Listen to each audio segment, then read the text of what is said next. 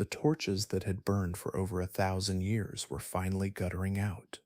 In the fading light of a September evening in 476 CE, a Germanic chieftain named Odoacer entered the imperial palace at Ravenna. His footsteps echoed through marble halls that had once trembled before the voice of Caesar Augustus. But the man who awaited him was no Augustus.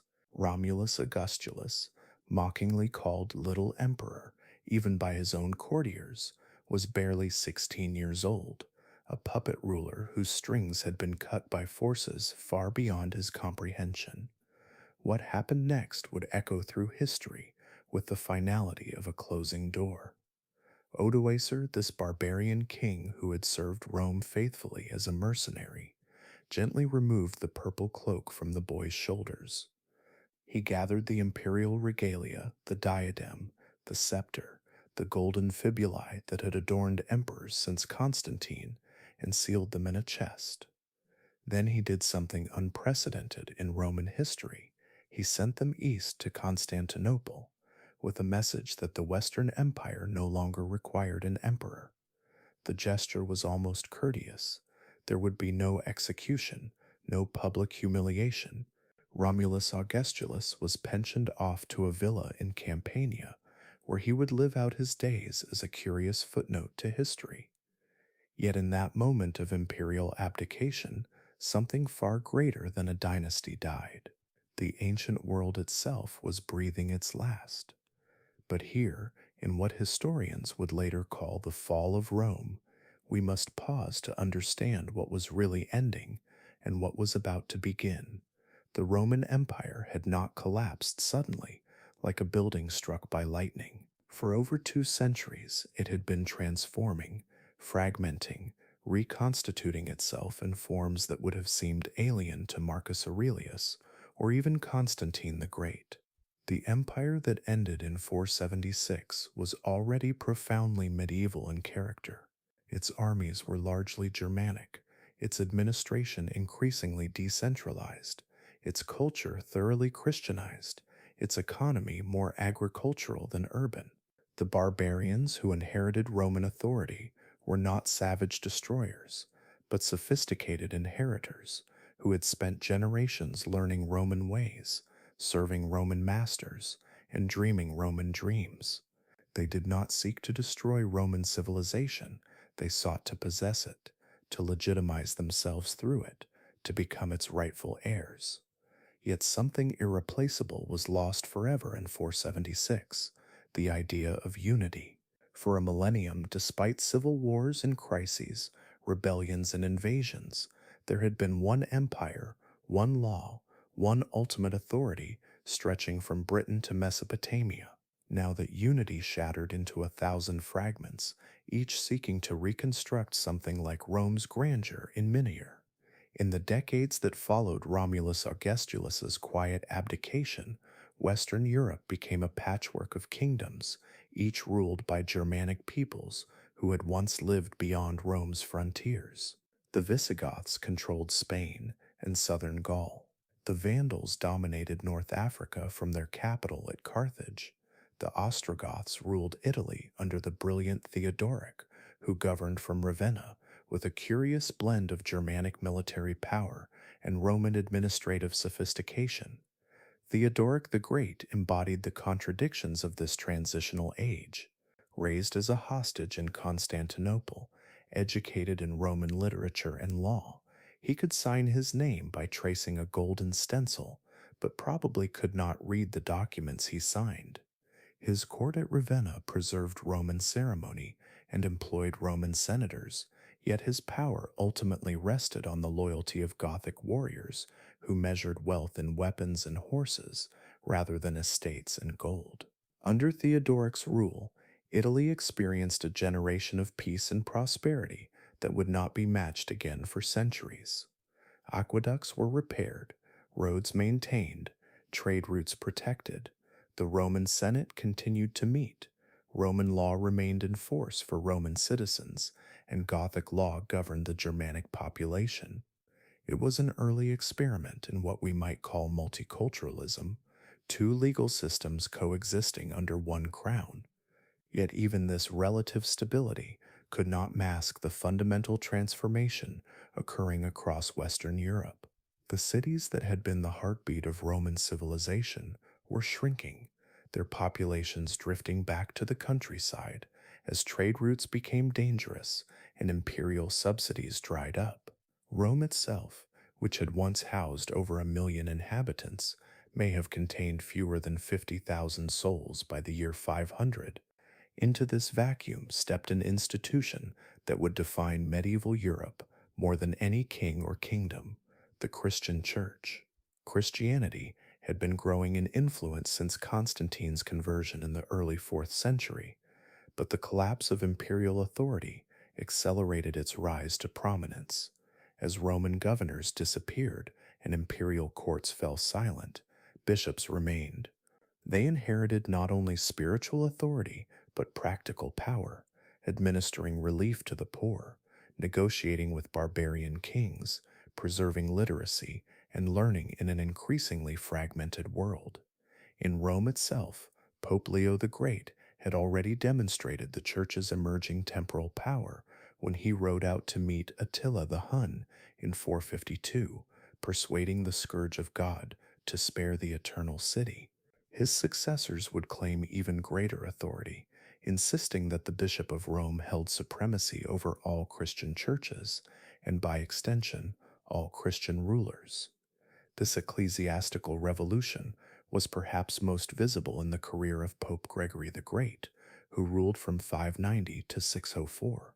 Finding Rome's civil government in collapse, Gregory essentially became the city's secular ruler, organizing its defense, managing its food supply, and negotiating with Lombard invaders.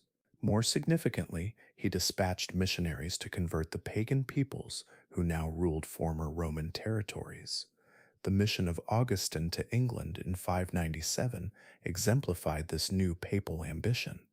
Rather than lamenting the loss of Roman authority, Gregory sought to create a new kind of empire, a spiritual empire that would unite Europe's barbarian kingdoms under the authority of Christ and his vicar in Rome.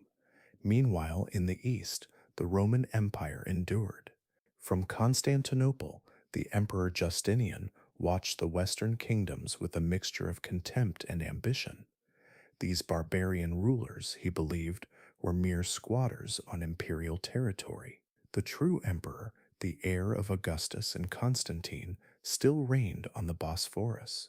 Justinian's attempt to reconquer the West, beginning in 533, would reshape the Mediterranean world. His brilliant general Belisarius swiftly destroyed the Vandal kingdom in North Africa, then turned his attention to Italy.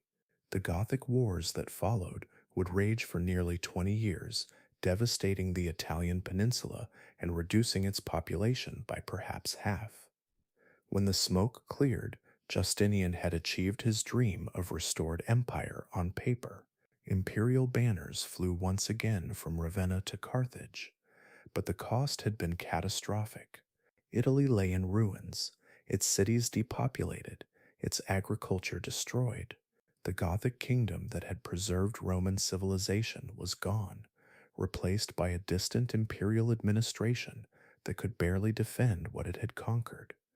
The irony was profound. In seeking to restore the Roman Empire, Justinian had completed its destruction. The prosperous, sophisticated Gothic Italy of Theodoric became the impoverished, militarized wasteland that would soon fall to the next wave of barbarian invaders, the Lombards. As the 6th century drew to a close, Western Europe bore little resemblance to the unified, urban, cosmopolitan world of classical antiquity. Trade had contracted to local markets, cities had shrunk to fortified strongholds, literary culture survived mainly in monasteries. The elaborate legal codes of Rome had given way to simpler, more personal systems of justice based on Germanic custom and Christian morality. Yet something new was being born from this apparent collapse. In the monasteries of Ireland, monks were copying and preserving classical texts that would otherwise have been lost forever. In the courts of Frankish kings, Roman administrative practices were blending with Germanic military traditions to create new forms of governance. In the workshops of barbarian craftsmen, classical artistic techniques were merging with Germanic decorative styles to produce entirely new aesthetic traditions.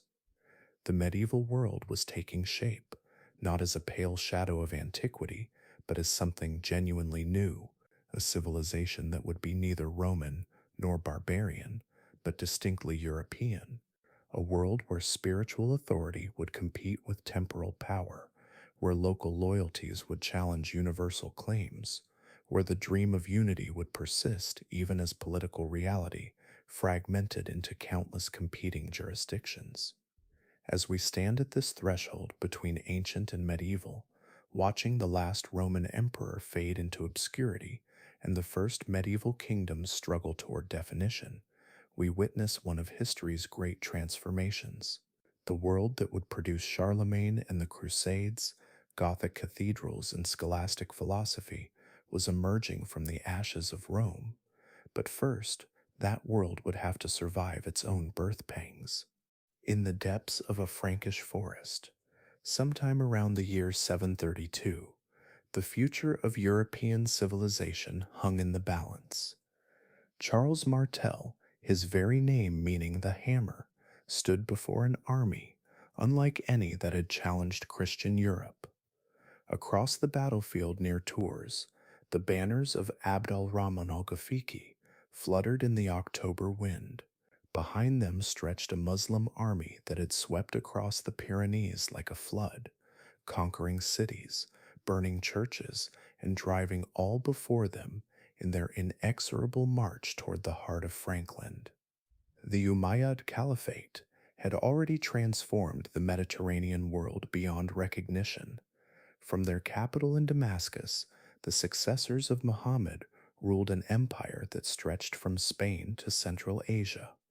They had conquered Christian Syria, Christian Egypt, Christian North Africa. Now they stood poised to add Christian Gaul to their dominions. But Charles Martel was no ordinary opponent. Behind him stood not just the military might of the Franks, but the accumulated political genius of a dynasty that had been reshaping Western Europe for over a century. The story of Frankish ascendancy begins not with kings, but with mayors.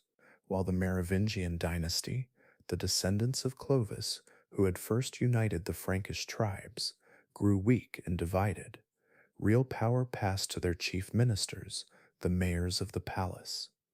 These men, drawn from the powerful Arnulfing and Pippinid families, gradually accumulated the substance of royal authority while leaving the Merovingians with its empty forms. Charles Martel's grandfather, Pepin of Herstal, had reunited the Frankish kingdoms through military brilliance and political cunning. His son, Charles Martel, inherited not just his father's position, but his vision of Frankish destiny. Under Charles's leadership, the Franks became more than another barbarian kingdom. They became the sword and shield of Christian Europe.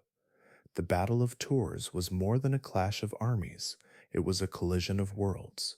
The Muslim forces represented the most dynamic civilization of the age, scientifically advanced, culturally sophisticated, militarily innovative. Their light cavalry, their composite bows, their tactical flexibility had already proven superior to every army they had faced. Against them stood the mailed warriors of Francia, fighting on foot in tight formations, wielding the Francisca, the throwing axe that gave the Franks their name. When the battle lines finally closed, it was Germanic discipline against Arabian mobility, Christian desperation against Islamic confidence. The fighting raged from dawn until dusk, and when darkness fell, Abd al-Rahman lay dead among his warriors. The Muslim army, leaderless and far from home, melted away in the night, retreating back across the Pyrenees to lick wounds that would never fully heal. Charles Martel had saved Christian Europe, but more than that, he had announced the arrival of a new power. The Franks were no longer merely another post-Roman kingdom. They were the champions of Christendom, the rightful heirs to Rome's protective mission. Yet Charles never claimed the title of king. That revolutionary step would be taken by his son, Pepin the Short, in one of the most audacious political maneuvers in medieval history. The year 751 marked a watershed in European politics. For nearly 3 centuries, the Merovingian dynasty had provided the Franks with kings, even as real power slipped into other hands. The last of these shadow monarchs, Childeric III, was a pathetic figure, a long-haired king whose authority extended no further than his royal villa, whose every decision required the approval of his mayor of the palace. Pepin the Short faced a dilemma that would become archetypal in medieval politics. He possessed all the substance of power, but lacked its legitimacy. To resolve this contradiction, he turned to the one institution whose authority transcended tribal tradition and Germanic custom, the Church of Rome. Pope Zachary's response to Pepin's inquiry was revolutionary in its implications. It is better, the Pope declared, that he who has royal power should be called king rather than he who remains without royal power.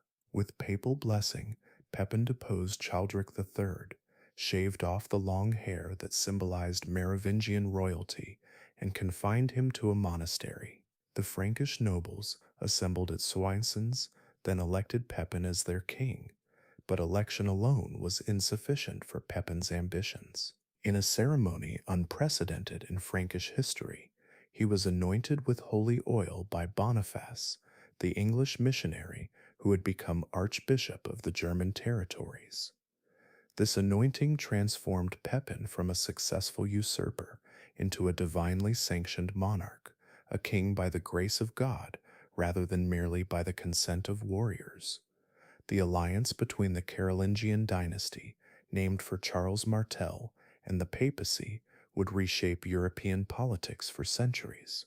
Pope Stephen II's desperate journey across the Alps in 754 to seek Frankish protection against the Lombards sealed this partnership with mutual oaths and solemn obligations.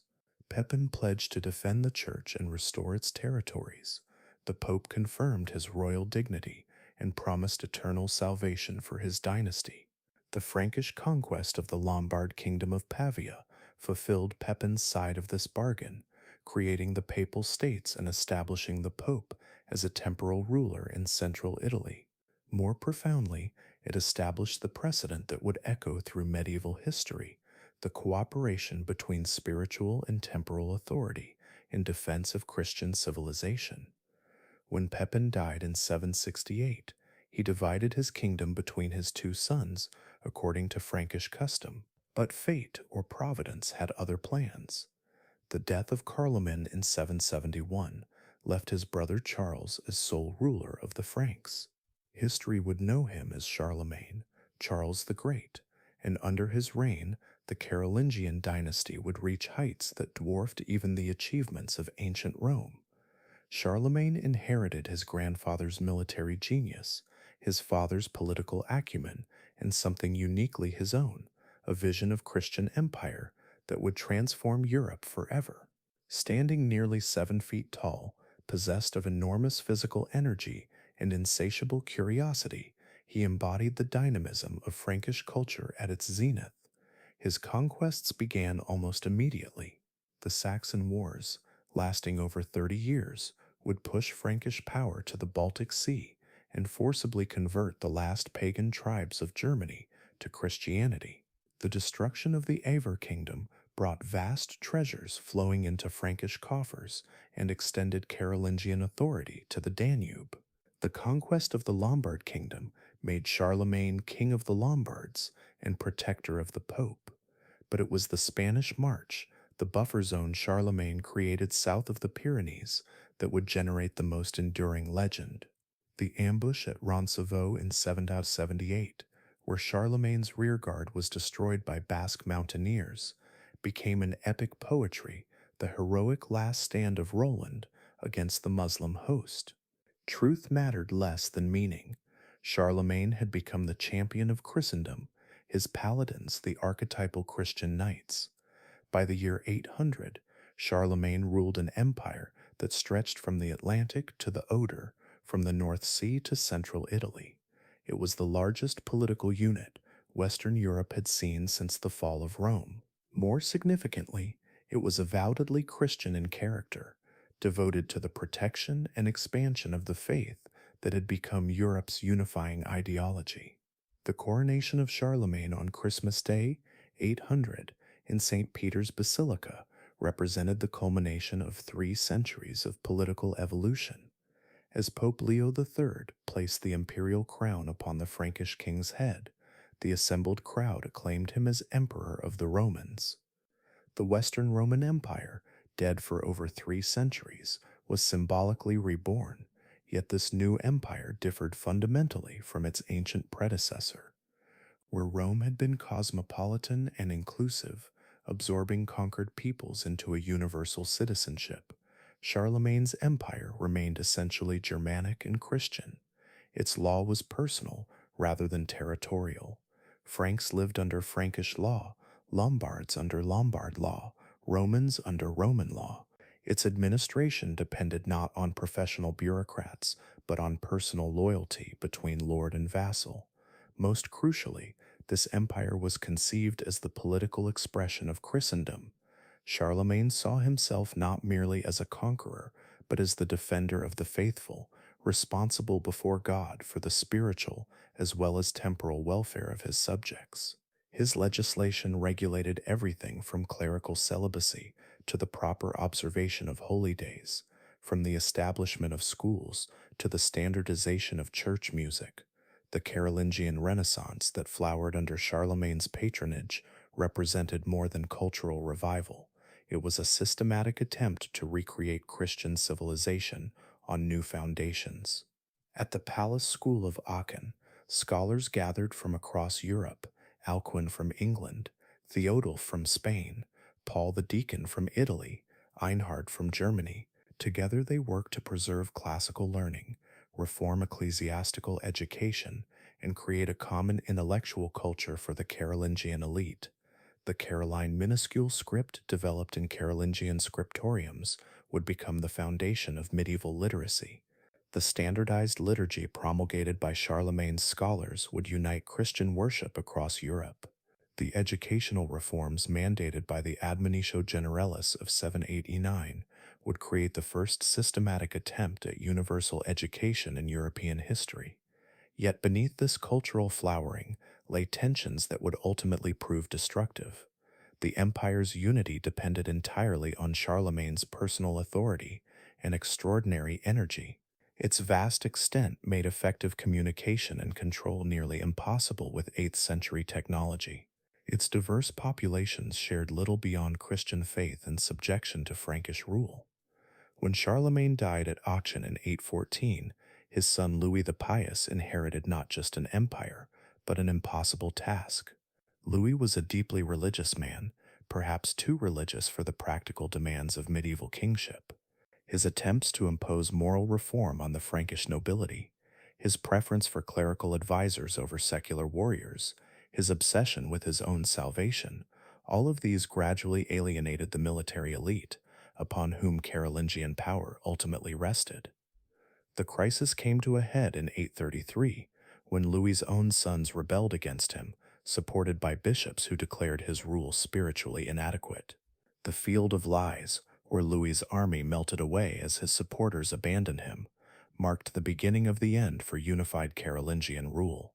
The Treaty of Verdun in 843 formally partitioned Charlemagne's empire among Louis's 3 surviving sons. Charles the Bald received the western territories that would become France. Louis the German took the eastern regions that would evolve into the Holy Roman Empire.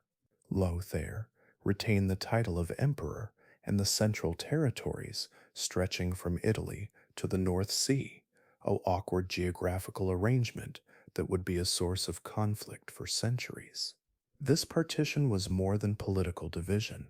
It was the birth of European nationalism. The Strasbourg Oaths sworn by Charles and Louis in 842, recorded in both Romance and Germanic languages, so their respective armies could understand, marked the first recognition that Charlemagne's empire had split along linguistic and cultural lines that would eventually crystallize into separate nations. As the ninth century progressed, the Carolingian kingdoms faced new threats that their weakened condition made increasingly difficult to resist.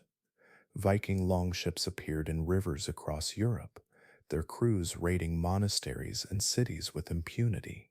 Muslim fleets from Spain and North Africa established bases in southern France and Italy. Magyar horsemen from the steppes devastated Germany and Italy with tactics reminiscent of the Huns. The great age of Carolingian unity was ending, but its legacy would endure.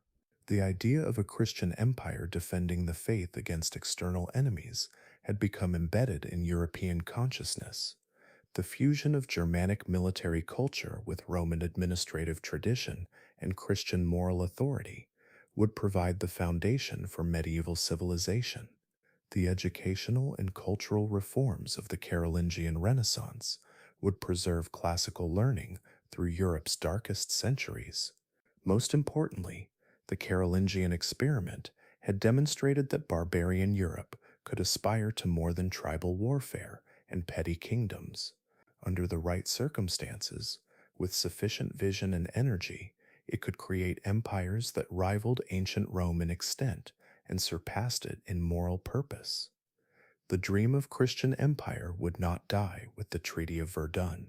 It would resurface again and again throughout medieval history in the aspirations of Ottoman emperors, in the rhetoric of the Crusades, in the ambitions of would-be universal monarchs, from Frederick Barbarossa to Napoleon Bonaparte. But first, Europe would have to survive the violent century that followed Charlemagne's death, when Viking axes, Muslim swords, and Magyar arrows would test whether the civilization he had built could endure the storms that were gathering on every horizon. The morning mist clung to the waters of the Seine as the dragon-prowed longships emerged from the river bend, like phantoms from a nightmare. It was the year 845, and the monks of Saint Denis could hear them coming, the rhythmic splash of oars cutting through water, the creak of leather and rope, the low murmur of voices speaking in a tongue that sounded like the growling of wolves. From the monastery walls, they watched in terror as nearly 100 vessels materialized from the dawn fog, their carved dragon heads seeming to breathe fire in the early light. Leading this spectral fleet was a man whose name would echo through history with all the resonance of thunder: Ragnar Lothbrok. Whether he was the same Ragnar of legend, the semi-mythical king who supposedly died in a snake pit, cursing his enemies with his final breath, matters less than what he represented. He was the embodiment of a new age of violence, the herald of 3 centuries of raids that would transform European civilization as profoundly as any barbarian invasion. But to understand the Vikings, we must first understand what drove them from their Scandinavian homelands onto the wine-dark seas of Europe. The 8th and ninth centuries had witnessed a perfect storm of circumstances in the north. Population growth in Norway, Denmark, and Sweden had outpaced agricultural capacity, creating pressure for expansion. Political consolidation under emerging kings had displaced traditional chieftains and their warbands.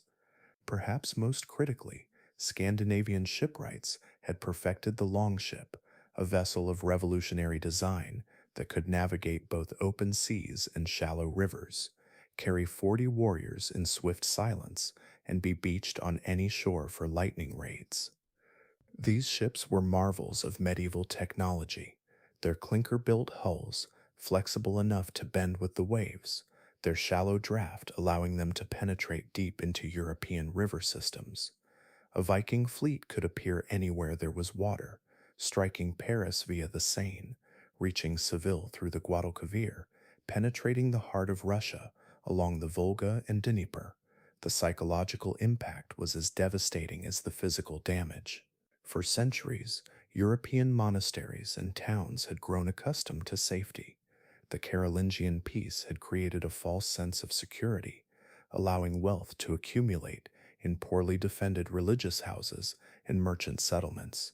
The Vikings shattered this illusion with systematic brutality that seemed to come from nowhere and strike everywhere. Yet the Viking Age was far more complex than simple piracy and plunder. These Northmen were simultaneously destroyers and creators, raiders and traders, pagans and eventually Christians. Their dragon ships carried not just weapons, but also amber from the Baltic, furs from the Arctic, silver from the Islamic world. They established trading posts from Dublin to Kiev, created the first Russian state, and opened commercial routes that connected Europe to Byzantium and the caliphates of the East. The early raids, beginning in the 790s with the attack on Lindisfarne, followed a predictable pattern.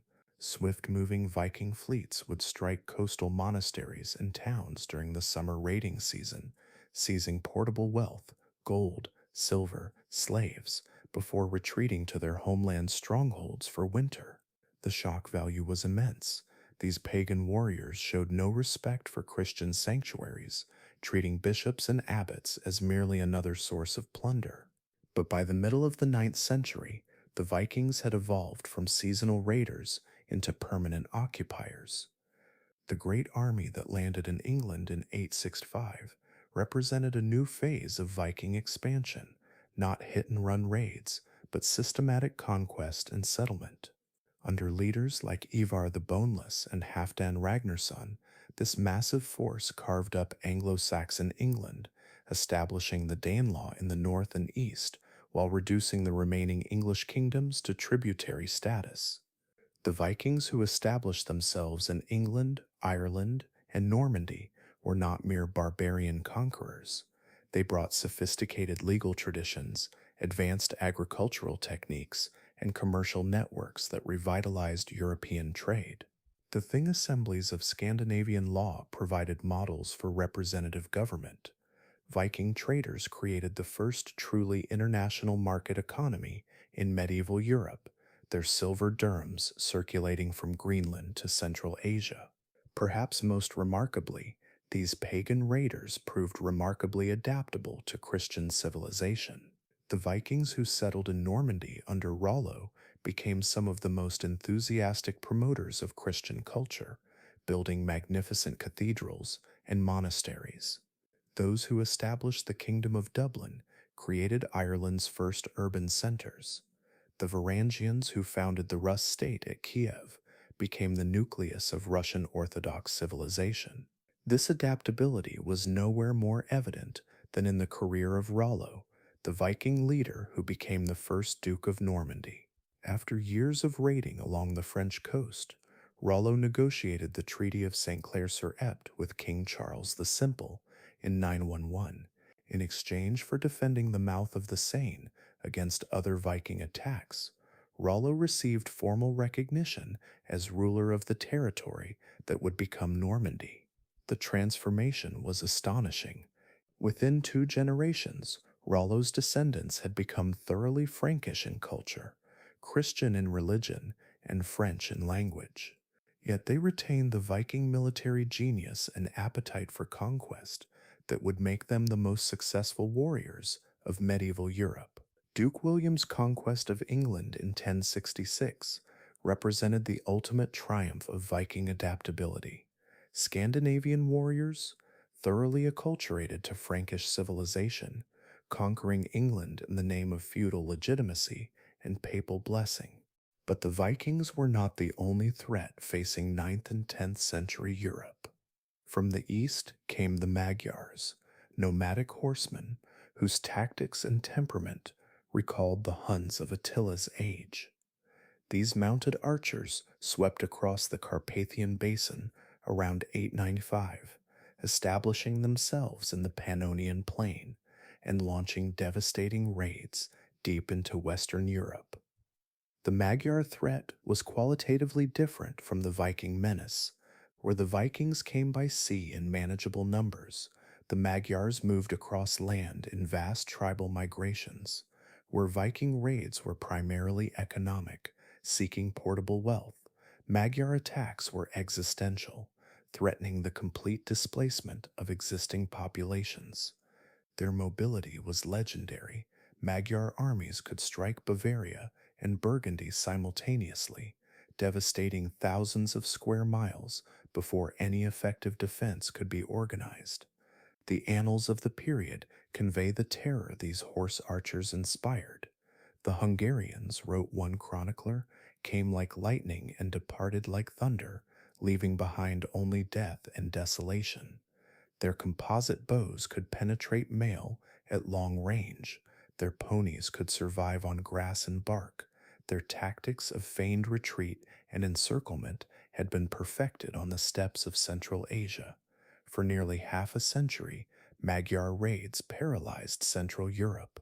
They destroyed monasteries from Regensburg to Tours, burned cities from Pavia to Orleans, and reduced vast regions to wasteland. The psychological impact was perhaps even greater than the physical damage. Here was an enemy that seemed to embody the apocalyptic horsemen of Revelation, pagans whose very presence suggested divine wrath against Christian Europe. The turning point came at the Battle of Lechfeld in 955, where Otto I of Germany decisively defeated a massive Magyar army. The victory was total. The Magyar military system, dependent on mobility and surprise, could not recover from such a catastrophic defeat. Within a generation, the surviving Magyars had settled permanently in Hungary, adopting Christianity and feudal organization under King Stephen I. Simultaneously, Muslim raids from Spain and North Africa added a third dimension to Europe's security crisis. Saracen fleets established bases in southern France, Corsica, and Sardinia, from which they launched attacks deep into the Frankish heartland. The Muslim fortress at Fraxinetum controlled the Alpine passes for decades, effectively severing communication between Italy and the rest of Western Europe. These multiple invasions created a crisis that conventional Carolingian military organization could not address. The empire's army, designed for seasonal campaigns against neighboring kingdoms, proved hopelessly inadequate against simultaneous attacks by highly mobile enemies. The response was a military revolution that would define medieval warfare for centuries, the rise of heavy cavalry and the fortification of Europe. The development of the stirrup, probably introduced from Asia in the 8th century, had already begun transforming European warfare by making possible the devastating shock charge of mounted warriors. Under the pressure of Viking, Magyar, and Muslim attacks, this innovation accelerated the evolution of knightly warfare.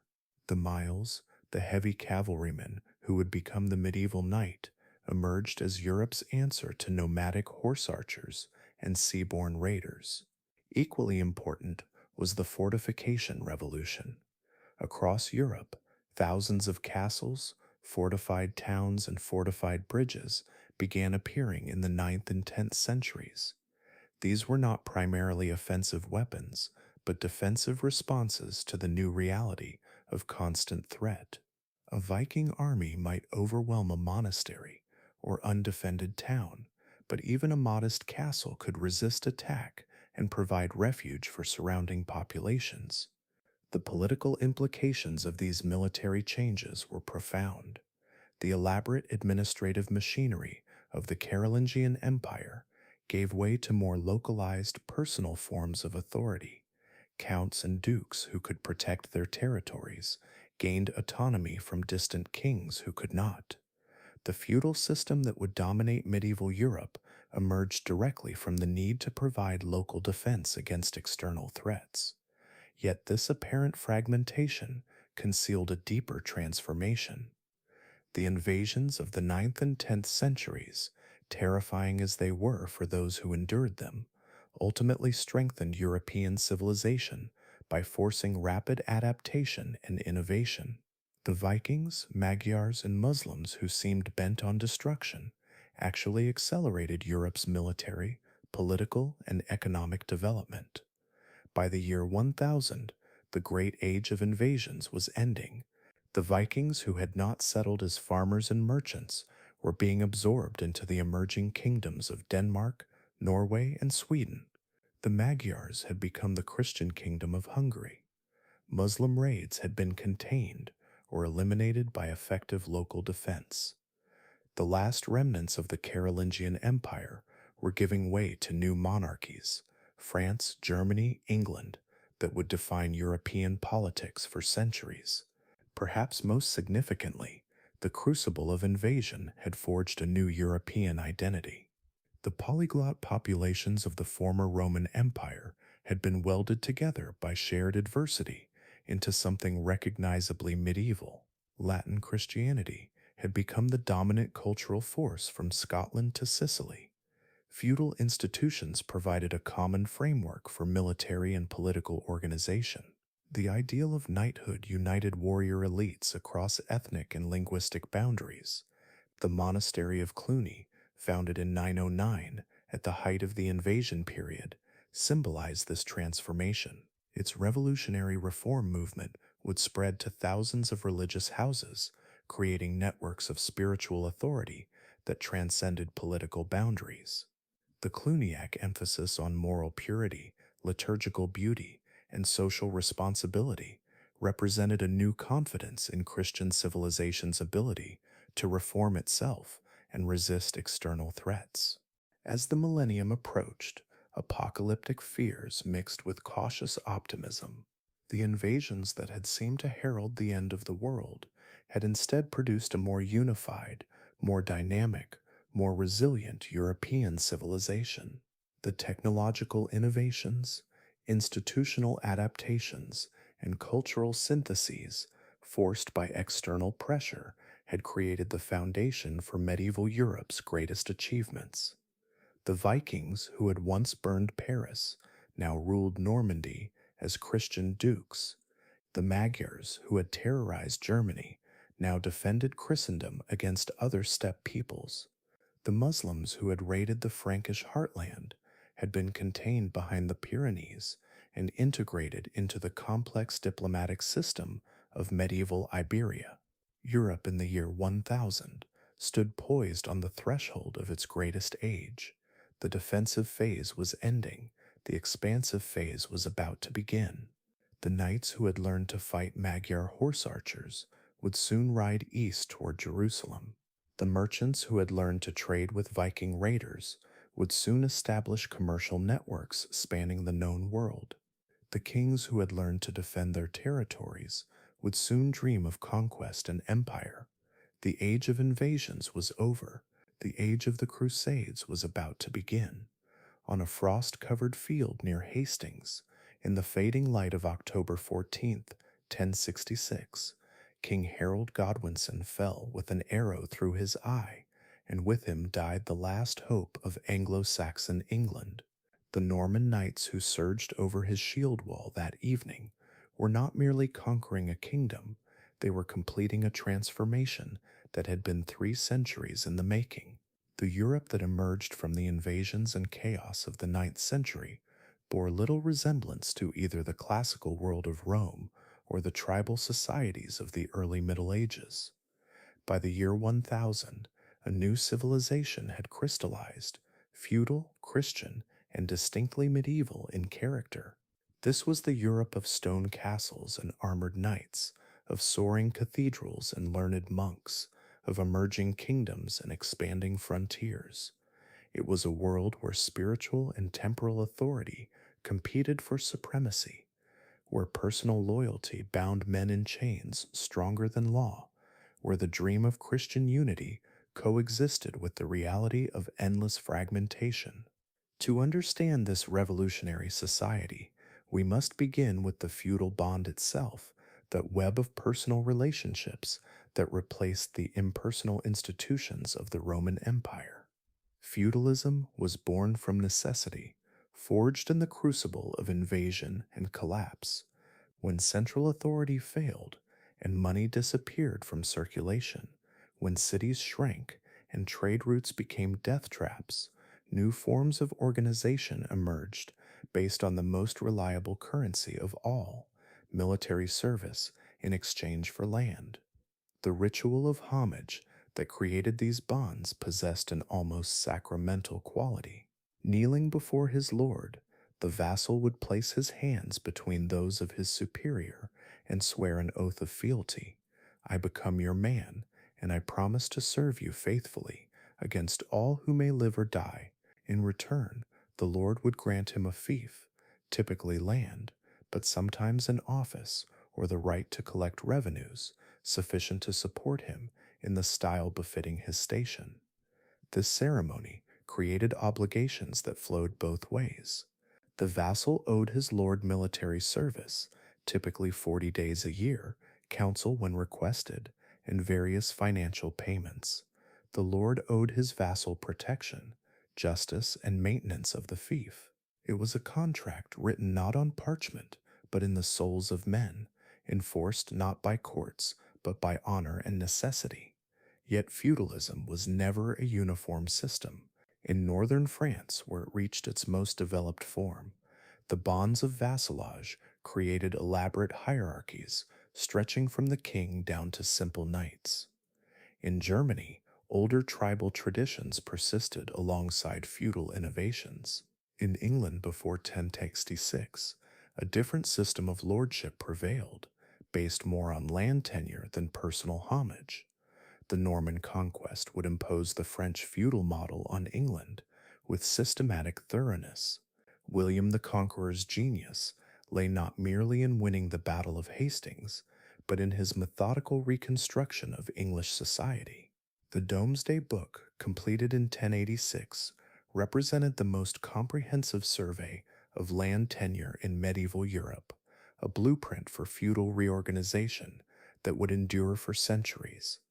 Every acre of England was recorded, every village assessed, every landholder identified and bound to his superiors by feudal obligation. Where Harold Godwinson had ruled through a complex web of personal relationships and traditional loyalties, William created a pyramid of tenure with himself at the apex, every knight and baron holding land directly or indirectly from the crown. Well, this transformation was replicated across Europe as emerging monarchies sought to impose order on the decentralized violence of the post-Carolingian age. In France, the Capetian dynasty that came to power in 987 began the slow process of extending royal authority beyond the Ile-de-France.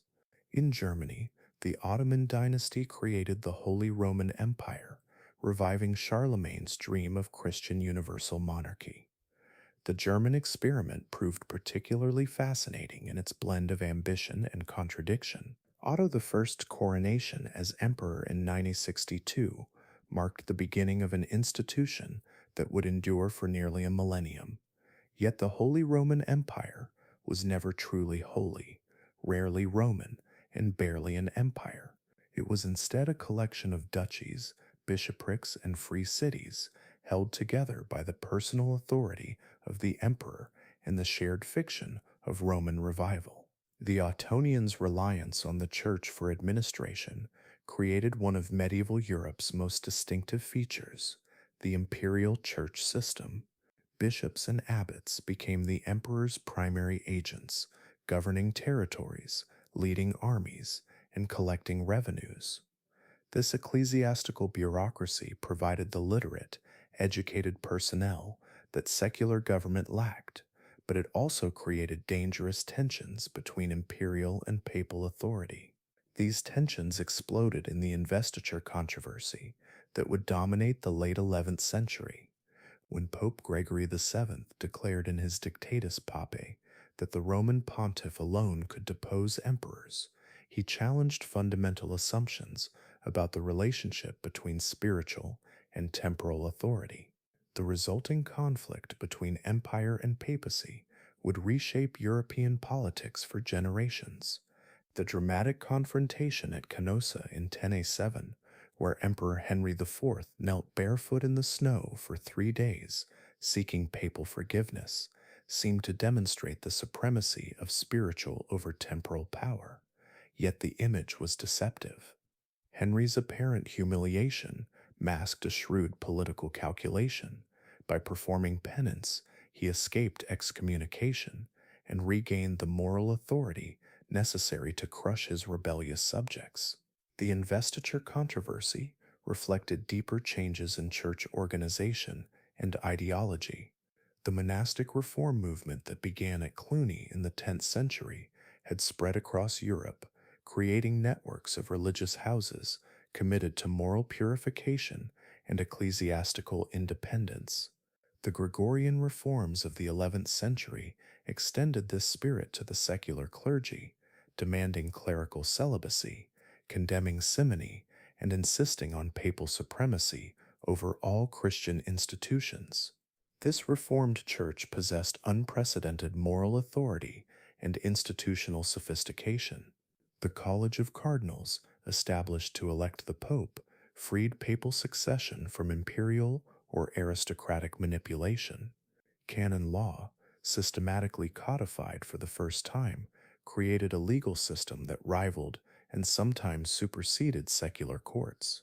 The papal curia evolved into medieval Europe's most efficient administrative machine, capable of governing a spiritual empire that stretched from Ireland to the Holy Land.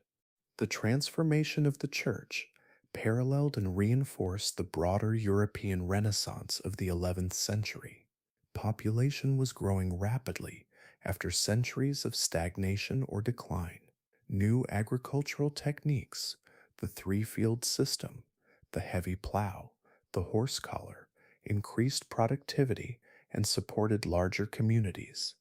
Towns were emerging throughout Europe as centers of craft production and commercial exchange. This urban revival represented a fundamental shift in European civilization. For centuries, the countryside had been everything: the source of wealth, the seat of power, the center of cultural life. Now cities were reappearing as independent forces, their merchants and craftsmen challenging the monopoly of feudal elites. The communes that emerged in northern Italy and Flanders created new forms of political organization based on commercial rather than military values. Venice exemplified this urban renaissance, built on mud flats in a lagoon, possessing neither fertile land nor natural resources. The city had transformed itself into medieval Europe's greatest commercial power through maritime trade and financial innovation. Venetian merchants established trading posts from Constantinople to Alexandria. Their ducats became the international currency of the Mediterranean. Their galley fleets challenged the naval supremacy of Byzantium and Islam. The Venetian model inspired imitators throughout Europe. Genoa and Pisa competed for control of Western Mediterranean trade. The Hanseatic League united German cities in a commercial confederation that dominated Baltic commerce. Flemish towns like Bruges and Ghent became centers of textile production that supplied markets from London to Novgorod. This commercial revolution required new financial instruments and legal frameworks. Italian bankers pioneered double-entry bookkeeping, letters of credit, and joint stock companies. Merchant law evolved to govern transactions between parties from different kingdoms and legal traditions. Fairs like those at Champagne became international centers where goods, money, and ideas circulated freely across political boundaries. The intellectual implications of this economic transformation were profound. Trade required literacy, numeracy, and legal sophistication. Urban schools emerged to train merchants in practical skills, while cathedral schools revived classical learning to educate the clergy. The rediscovery of Aristotle through Arabic translations began transforming European philosophy and natural science. Yet this burgeoning prosperity existed in constant tension with the military values of feudal society. Knights who measured honor in terms of martial prowess and landed wealth viewed merchants with suspicion, bordering on contempt. The church taught that commercial profit was potentially sinful, that a rich man could no more enter heaven than a camel could pass through the eye of a needle. These tensions were most visible in the emergence of knightly culture itself. The knights of the 11th century were not the courtly figures of later romance, but professional warriors whose lives revolved around violence. Their heavy cavalry tactics, perfected in response to Viking and Magyar raids, had made them the dominant military force in Western Europe. The transformation of mounted warriors into a self-conscious military caste occurred gradually throughout the 10th and 11th centuries. Originally, the Miles was simply a mounted soldier, distinguished from infantry by his horse and equipment, but not necessarily by birth or legal status. By 1100, knighthood had become a hereditary profession with its own ideology, customs, and sacred rituals. The dubbing ceremony that marked a young man's entry into knighthood took on quasi-religious significance. The candidate would spend a night in prayer, confess his sins, hear Mass, and receive his weapons from the hands of a priest or established knight. The sword he girded on was blessed for the defense of church and the protection of the weak. The spurs he wore symbolized his obligation to pursue honor through martial deeds. This militarization of European society produced both remarkable achievements and terrible excesses. The same knights who terrorized peasants and pillaged churches also provided the military backbone that made possible Europe's first expansion beyond its traditional boundaries. The Reconquista in Spain, the conquest of England by the Normans, the Crusades in the East, all depended on the offensive capabilities of feudal heavy cavalry. The Spanish Reconquista represented the longest and most successful of these expansionist movements. The Christian kingdoms of Leon, Castile, Navarre, and Aragon gradually pushed southward against the fragmented Muslim taifas, combining religious zeal with practical land hunger. The capture of Toledo by Alfonso VI in 1085 marked a decisive shift in the balance of power, giving the Christians control of the strategic center of the Iberian Peninsula. The response, the invasion of the puritanical Almoravids from North Africa, temporarily halted Christian expansion and demonstrated the resilience of Islamic Spain, yet the basic dynamic remained unchanged. The Christian North possessed superior heavy cavalry, while the Muslim South suffered from political fragmentation and declining military effectiveness. This pattern of Christian expansion would characterize the entire period from 1000 to 1300. In Sicily, Norman adventurers like Robert Guiscard and his brother Roger carved out a kingdom that blended Norman military efficiency with Byzantine administrative sophistication and Islamic cultural refinement. In Eastern Europe, German knights pushed beyond the Elbe River, establishing colonies and converting pagan Slavic tribes through a combination of missionary activity and military conquest.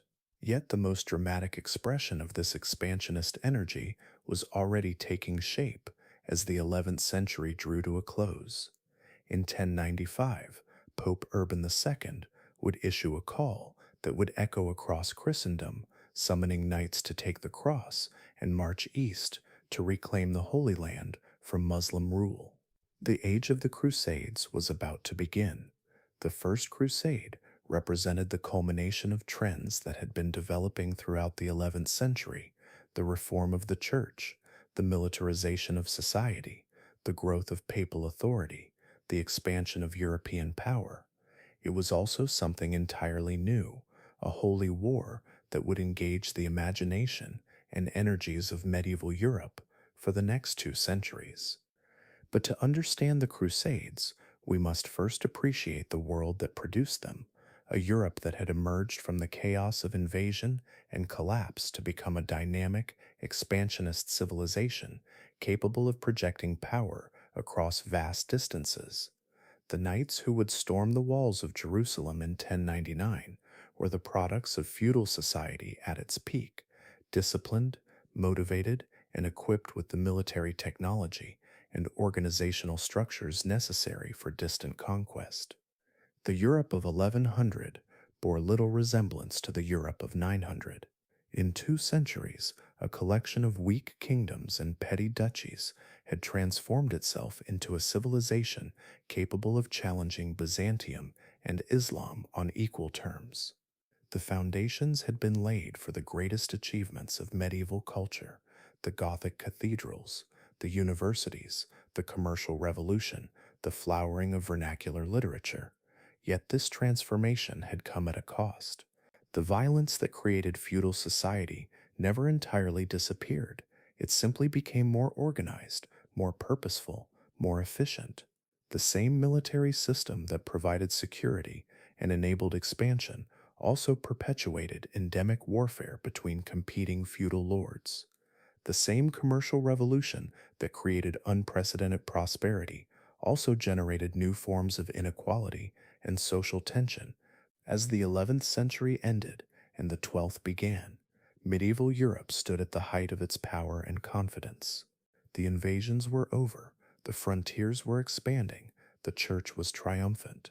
The stage was set for the greatest adventure in medieval history: the attempt to reclaim the Holy Land and establish Christian kingdoms in the heart of the Islamic world. The age of the Crusades was about to begin. In the Cathedral of Clermont, on a November day in 1095, Pope Urban II rose to deliver a speech that would drench the medieval world in blood for the next 2 centuries. The assembled crowd, bishops, abbots, nobles, and common folk, had come expecting routine ecclesiastical business. Instead, they heard words that would echo through history with the force of revelation: Deus vult, God wills it. The cry erupted spontaneously from thousands of throats as Urban painted a picture of Christian suffering in the East, of pilgrims murdered and churches desecrated, of the Holy Sepulchre itself defiled by infidel hands. But Urban's vision extended far beyond the liberation of Jerusalem. He spoke of a new kind of warfare, not the endless feudal conflicts that had been tearing Europe apart, but a holy war that would unite all Christendom against the enemies of God.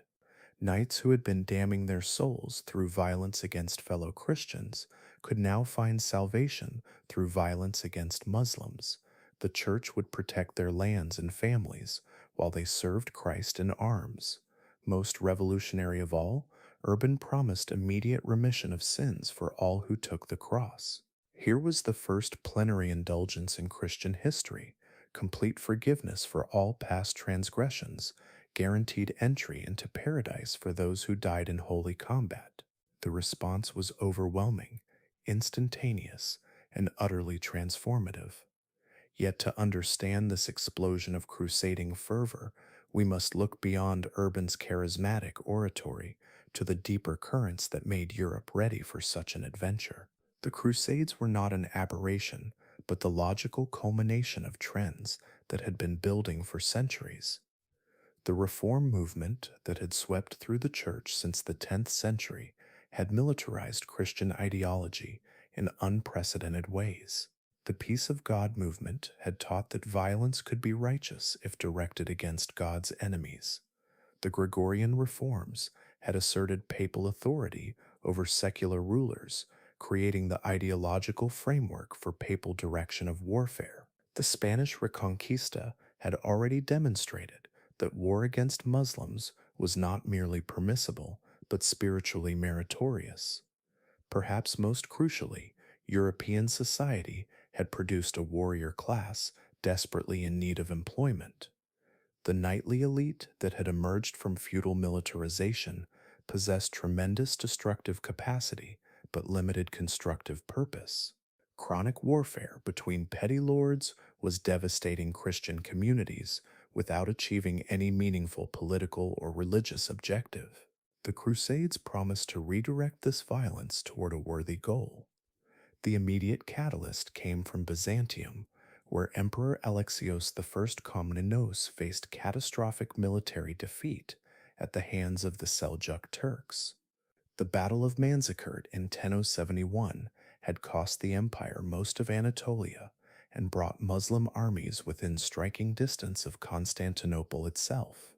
Alexios's desperate appeal to Urban for military assistance offered the Pope an unprecedented opportunity to assert papal leadership over Eastern Christianity while addressing Western Europe's endemic violence. What emerged was far more than Alexios had requested or Urban had initially envisioned. The response to the call for crusade revealed depths of religious passion that no one had anticipated. Across Europe, men and women from every social level abandoned their normal lives to take the cross. Great lords mortgaged their estates to finance expeditions eastward. Poor peasants sold their few possessions and joined the exodus.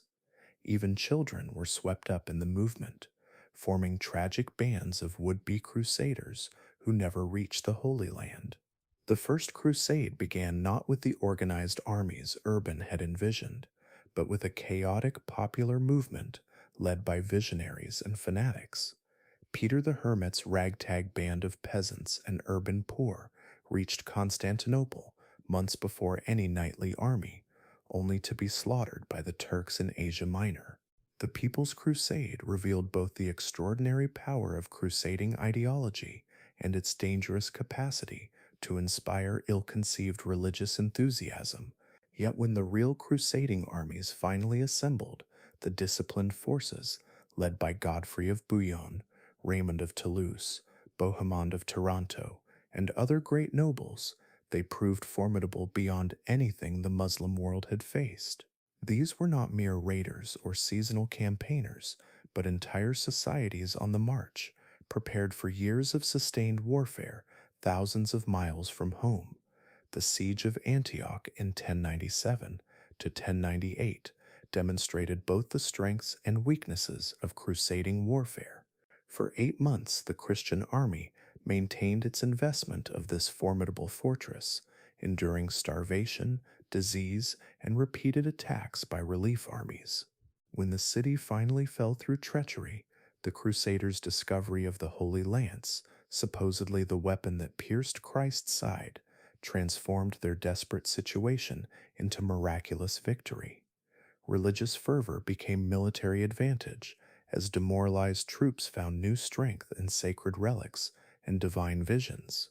The capture of Jerusalem on July 15th, 1099, marked the climax of medieval Europe's first great expansion beyond its traditional boundaries.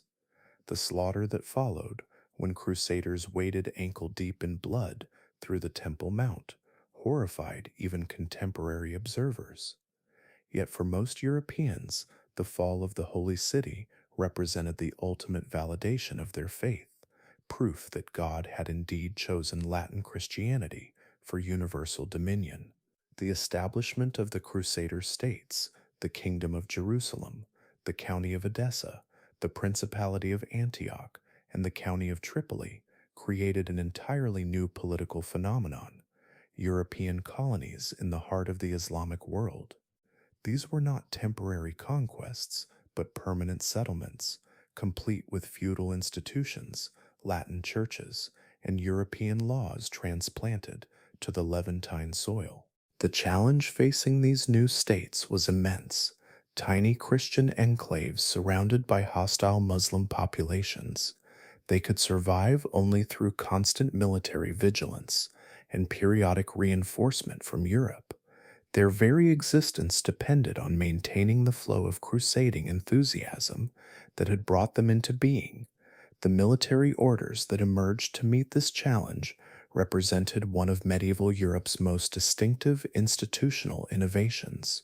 The Knights Templar, founded around 1119 to protect pilgrims on the dangerous roads to Jerusalem, combined monastic vows with military service in a synthesis that would have seemed contradictory to earlier Christian thought.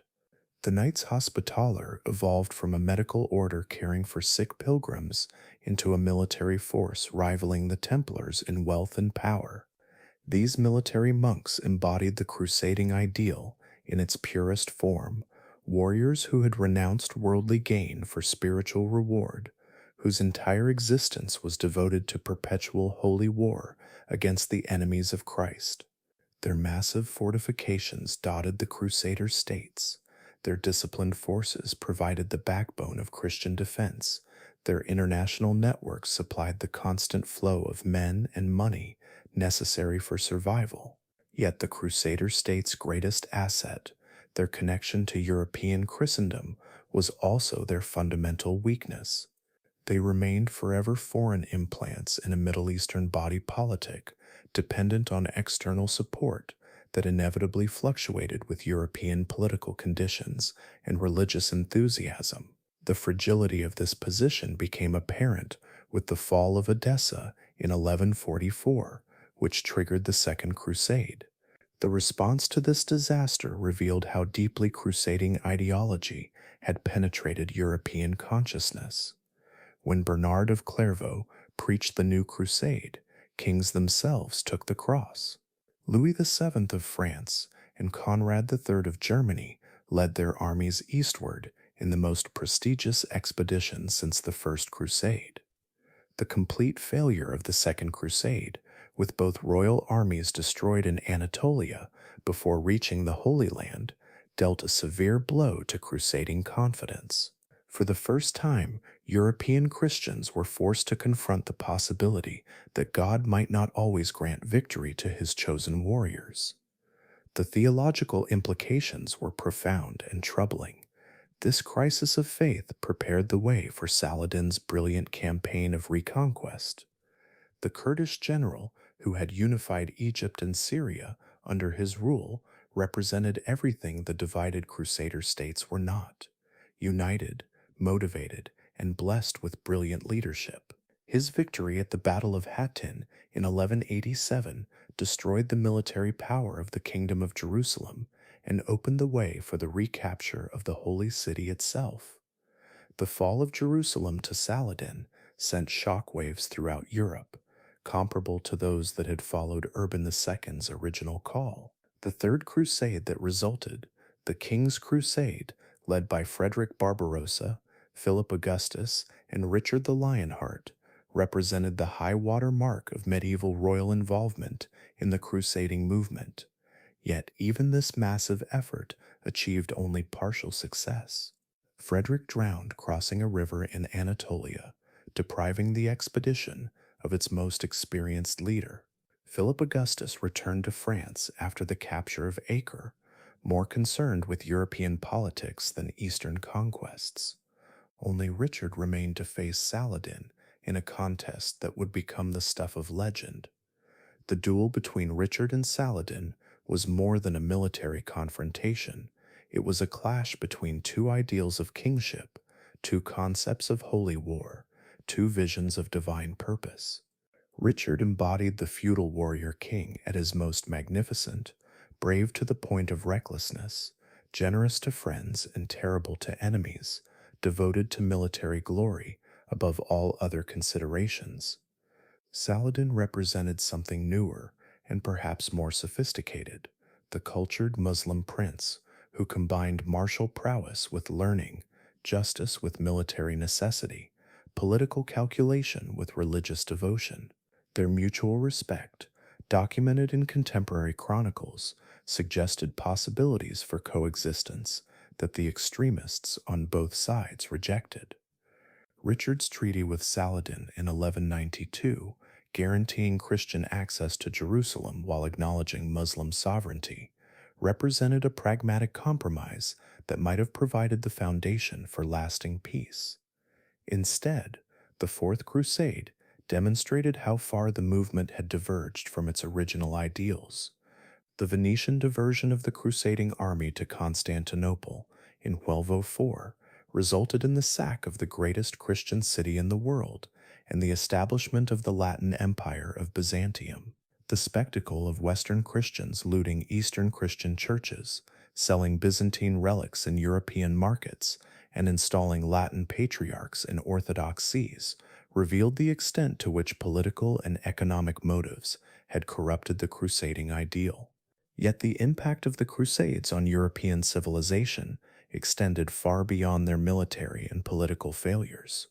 The massive movement of people, goods, and ideas between East and West accelerated cultural and technological exchange on an unprecedented scale.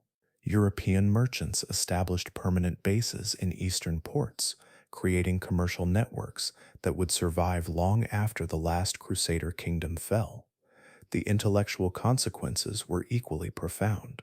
Contact with Islamic civilization exposed European scholars to Greek philosophical texts that had been lost in the West, Arabic scientific works that were centuries ahead of European knowledge, and medical treatises that revolutionized European practice.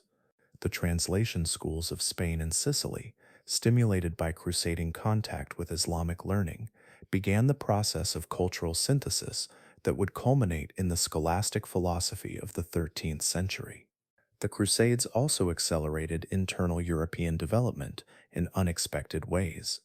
The financial demands of Eastern expeditions stimulated banking innovations, particularly in the Italian city-states that financed and provisioned the crusading armies.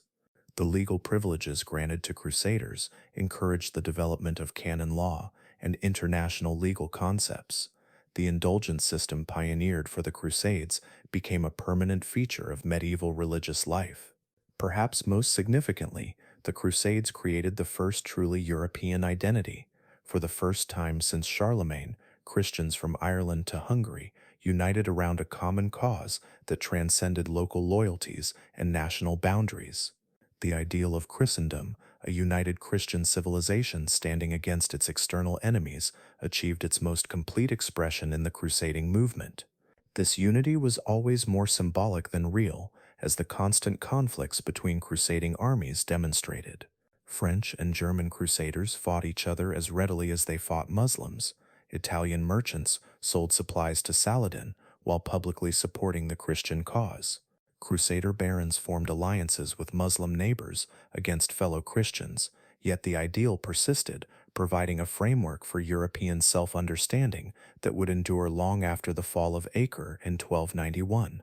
The concept of a Christian commonwealth, with the Pope as its spiritual head and the Holy Roman Emperor as its temporal leader, became a permanent feature of medieval political theory, even as political reality moved in increasingly national directions. The later Crusades, the 5th through the 8th, revealed the movement's gradual transformation from spontaneous religious enthusiasm into calculated political enterprise.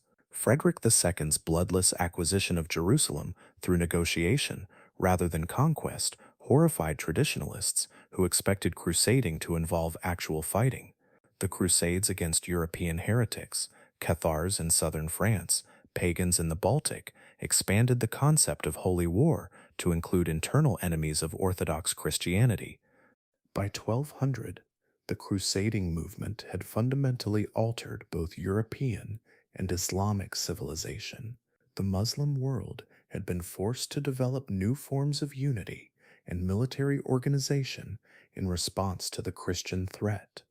The concept of jihad, previously a relatively minor theme in Islamic thought, became central to Muslim self-understanding. The cultural flowering of Ayyubid and Mamluk civilization was stimulated partly by the need to compete with the aggressive Christian West. For Europe, the Crusades represented both triumph and tragedy. Triumph in demonstrating the continent's new power and confidence, tragedy in revealing the destructive potential of religious fanaticism unchecked by political wisdom or moral restraint. The same spiritual energy that built Gothic cathedrals and founded universities also inspired massacres of Jews in the Rhineland and the sack of Constantinople. As the 12th century ended, the age of the Great Crusades was passing, though the ideal would persist for centuries more. The failure to maintain Christian rule in the Holy Land forced Europeans to reconsider their relationship with the wider world and their understanding of divine providence. The easy assumption that God favored Christian arms had been shattered by repeated defeats and disappointments, yet the century of the Crusades had transformed Europe irrevocably. The continent that had once cowered behind its frontiers now projected power across 3 continents. The church that had once struggled to maintain basic order now claimed authority over kings and emperors. The knightly class that had once terrorized European peasants now dreamed of conquest in distant lands. The medieval world had reached its first great climax. The age of expansion and confidence was giving way to new challenges.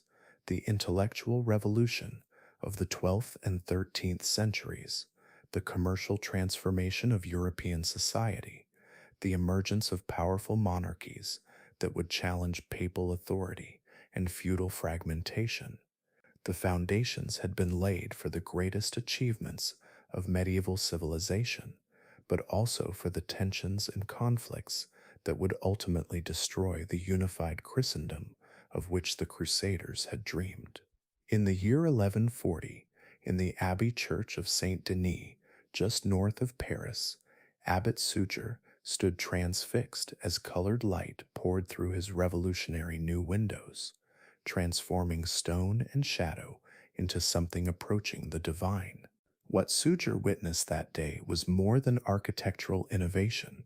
It was the birth of a new aesthetic that would define the High Middle Ages as completely as military conquest or religious fervor.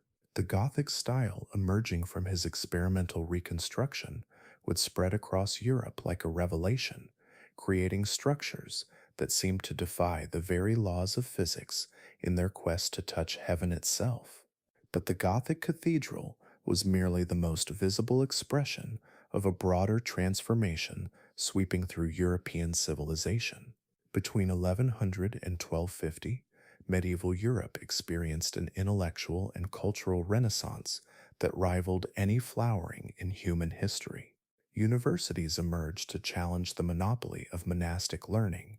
Scholars rediscovered Aristotle and attempted to reconcile Greek philosophy with Christian faith.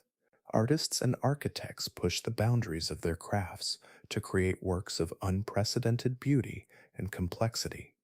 This was the Europe of Thomas Aquinas and Peter Abelard, of Chartres Cathedral and the University of Paris, of courtly love and vernacular literature.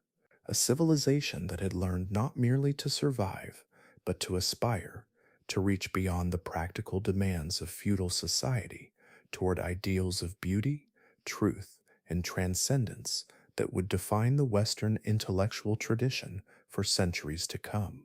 The revolution began in the schools. For centuries, education had been confined largely to monasteries, where monks copied manuscripts and preserved classical learning, primarily for devotional purposes. The cathedral schools that emerged in the 11th and 12th centuries represented something entirely new, institutions devoted to learning for its own sake, where masters and students gathered to debate questions that had nothing to do with immediate practical needs. The School of Chartres epitomized this new intellectual spirit.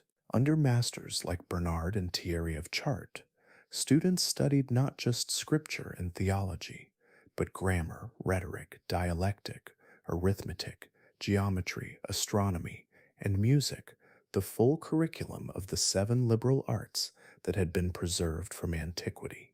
More importantly, they learned to question, to debate, to apply reason to the most fundamental problems of existence. Bernard of Chartres captured the spirit of this enterprise in words that have echoed through intellectual history. We are like dwarfs standing on the shoulders of giants. We see more, and things that are more distant than they did, not because our sight is superior or because we are taller than they, but because they lift us up, and by their great stature add to ours. This humble confidence, the conviction that moderns could build upon ancient wisdom rather than merely preserve it, marked a revolutionary shift in European intellectual life.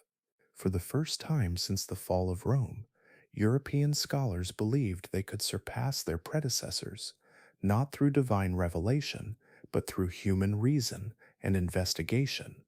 The catalyst for this intellectual revolution was the rediscovery of Aristotle through Arabic translations and commentaries. The works of the philosopher, as medieval scholars called him, had been largely unknown in Western Europe since the 6th century. Now, through the translation schools of Spain and Sicily, They poured into European consciousness like water into a drought-stricken land. The impact was immediate and explosive. Here was a systematic philosophy that addressed every aspect of existence: logic, ethics, politics, natural science, metaphysics, with a rigor and comprehensiveness that Christian thinkers had never encountered. Aristotle's method of rational inquiry, his belief that truth could be discovered through observation and logical analysis, challenged fundamental assumptions about the relationship between faith and reason. The challenge was both intellectual and institutional. If Aristotle was right that human reason could discover truth independently of divine revelation, what role remained for scripture and church authority? If his natural philosophy could explain the physical world without reference to Christian doctrine, how could theological claims about creation and divine providence be maintained? These questions came to a head in the emergence of the universities, perhaps medieval Europe's most distinctive institutional innovation. Unlike the monastery schools with their emphasis on spiritual formation, or the cathedral schools with their focus on practical clerical training, the universities were devoted entirely to the pursuit of knowledge through disputation, formal academic debate, governed by strict logical rules. The University of Bologna, founded in the late 11th century, pioneered the systematic study of Roman law, creating the legal scholarship that would enable medieval monarchies to challenge feudal fragmentation. The University of Paris, emerging from the cathedral school of Notre Dame around 1200, became the acknowledged center of theological education in Western Europe. Oxford and Cambridge followed in England, Salamanca in Spain, Naples in Sicily. By 1250, universities were transforming intellectual life across the continent. The university represented something unprecedented in human history, a community devoted entirely to learning, where masters and students from across Europe gathered to debate the most fundamental questions of existence. The democratic elements were remarkable. Students elected their own rectors, formed nations based on geographical origin, and possessed collective bargaining power against both ecclesiastical and secular authorities. The curriculum reflected the new confidence in human reason.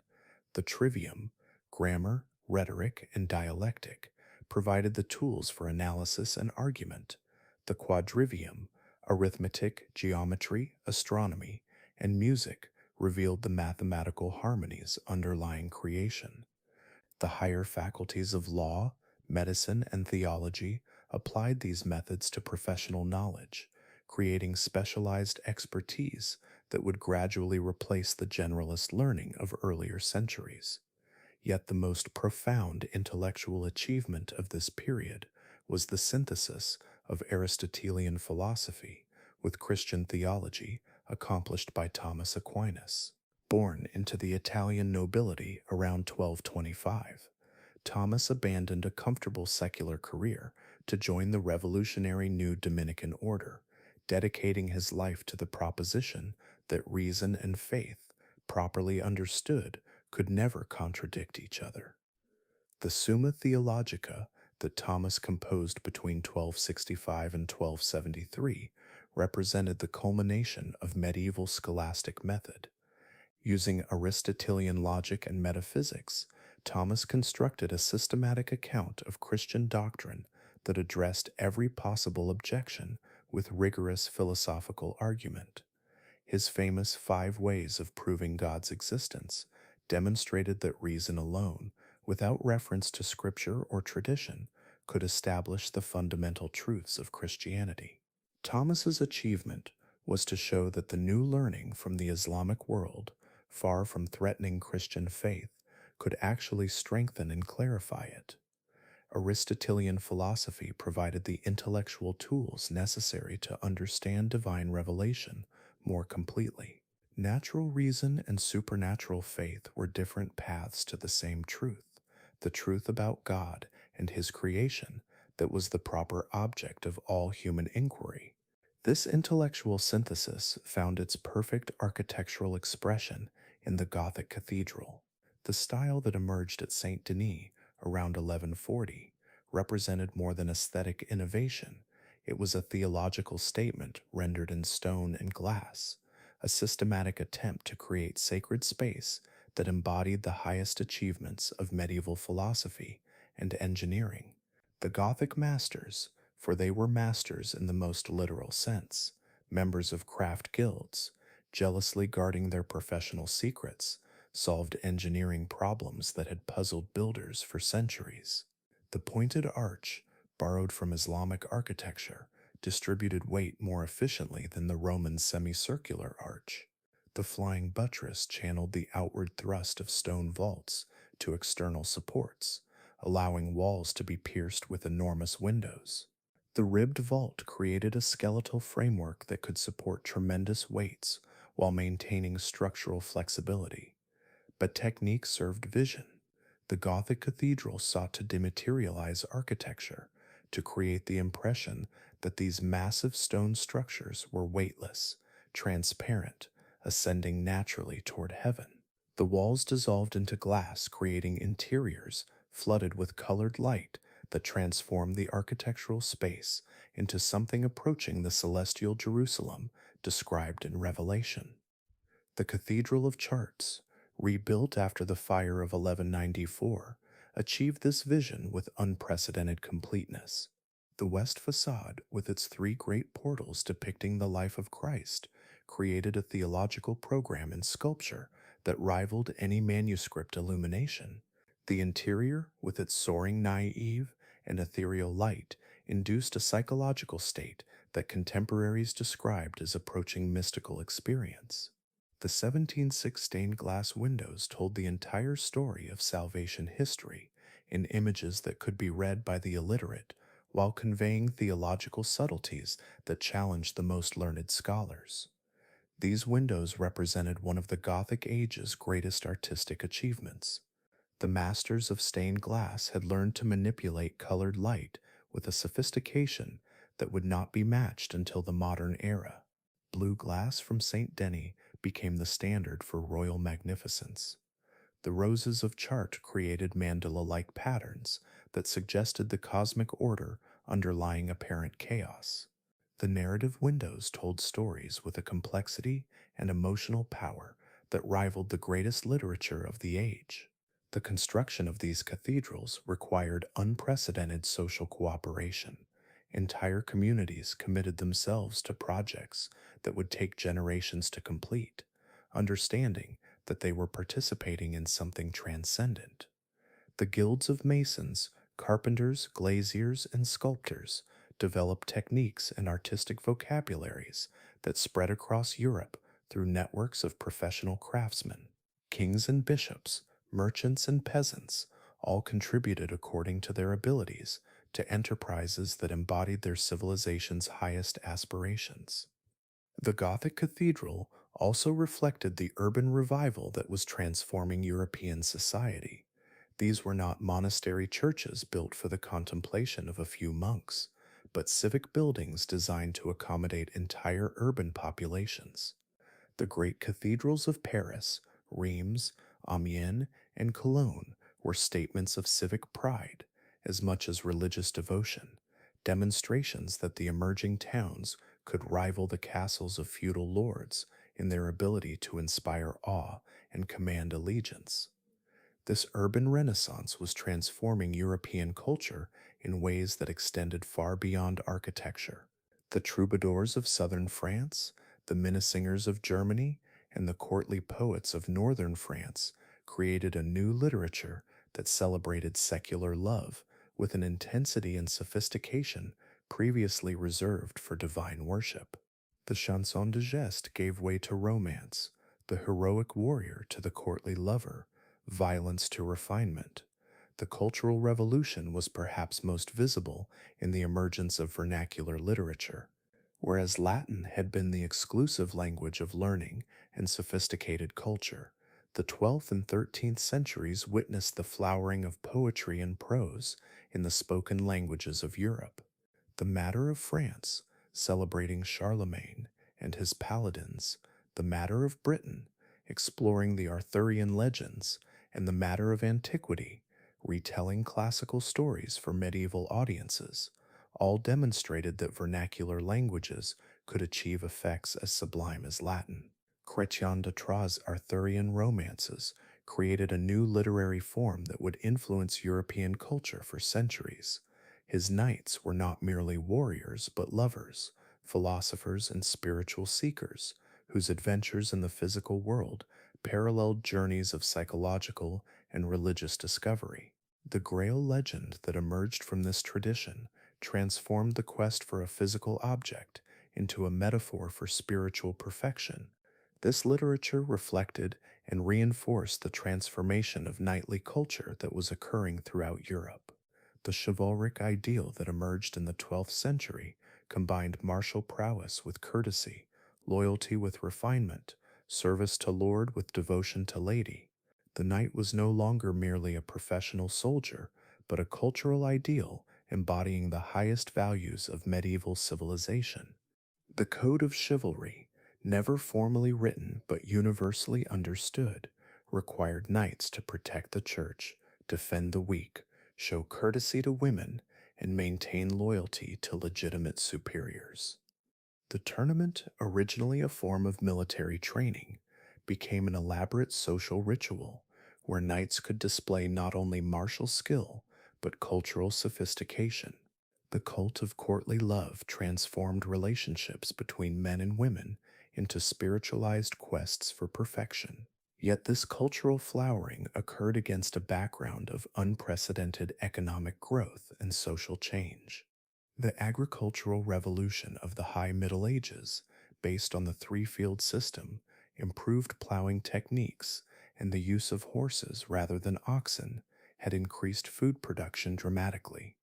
Population was growing rapidly, new lands were being brought under cultivation, and urban centers were experiencing explosive growth.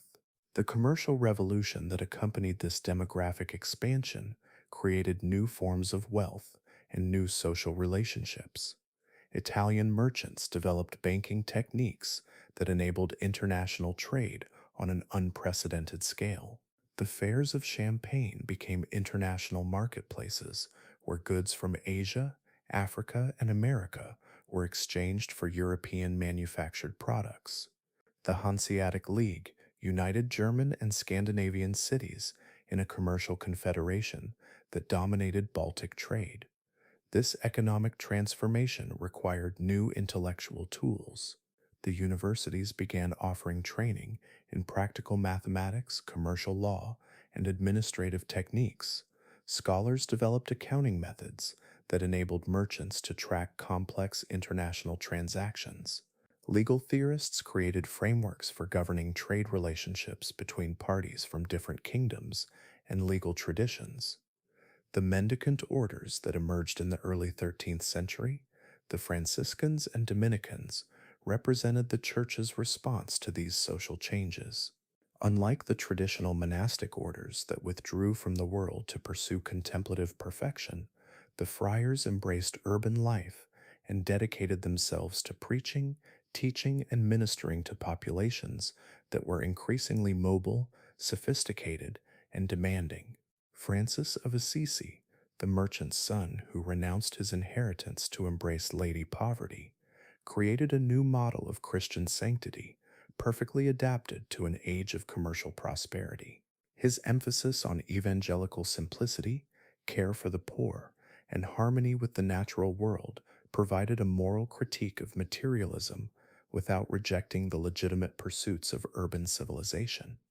Dominic of Guzman, responding to the challenge of heretical movements that appealed to educated laypeople, created an order specifically devoted to preaching and theological education. The Dominican emphasis on intellectual preparation and doctrinal sophistication enabled the Church to compete effectively with heterodox teachers while maintaining orthodox positions. The Mendicant orders revolutionized medieval education by bringing university training into the service of pastoral care. Thomas Aquinas was a Dominican, as were Albertus Magnus and Meister Eckhart. The Franciscans produced equally distinguished scholars, including Bonaventure, Duns Scotus, and Roger Bacon. These religious intellectuals combined the highest levels of philosophical sophistication with practical concern for the spiritual welfare of ordinary Christians. By 1250, medieval Europe had achieved a cultural synthesis of remarkable completeness and sophistication. The Gothic cathedrals rising in every major city embodied architectural and engineering techniques that would not be surpassed for centuries. The universities had created an intellectual culture that combined rigorous philosophical method with encyclopedic learning. The vernacular literatures had developed forms of artistic expression that rivaled the greatest achievements of classical antiquity. Yet this achievement was built on tensions that would ultimately prove destructive. The synthesis of faith and reason accomplished by Thomas Aquinas, however impressive intellectually, remained vulnerable to philosophical attack. The economic prosperity that funded cathedral construction also generated new forms of inequality and social conflict. The cultural refinement of courtly civilization coexisted with levels of violence that seem incomprehensible to modern sensibilities. Most ominously, the institutional church that had provided intellectual and spiritual leadership throughout the High Middle Ages was becoming increasingly worldly and bureaucratic. The papal monarchy that had successfully challenged imperial authority was growing more concerned with temporal power than spiritual guidance. The mendicant ideals of evangelical poverty were being compromised by the acquisition of vast properties and endowments. As the 13th century progressed, these tensions would become increasingly apparent. The confidence that had created the Gothic cathedrals and scholastic syntheses would give way to doubt and anxiety. The demographic growth that had sustained the high medieval Renaissance would be checked by famine and disease. The political unity that had enabled the Crusades would fragment into competing nationalisms. The greatest achievements of medieval civilization had been accomplished. What remained was to see whether they could survive the challenges that success itself had created.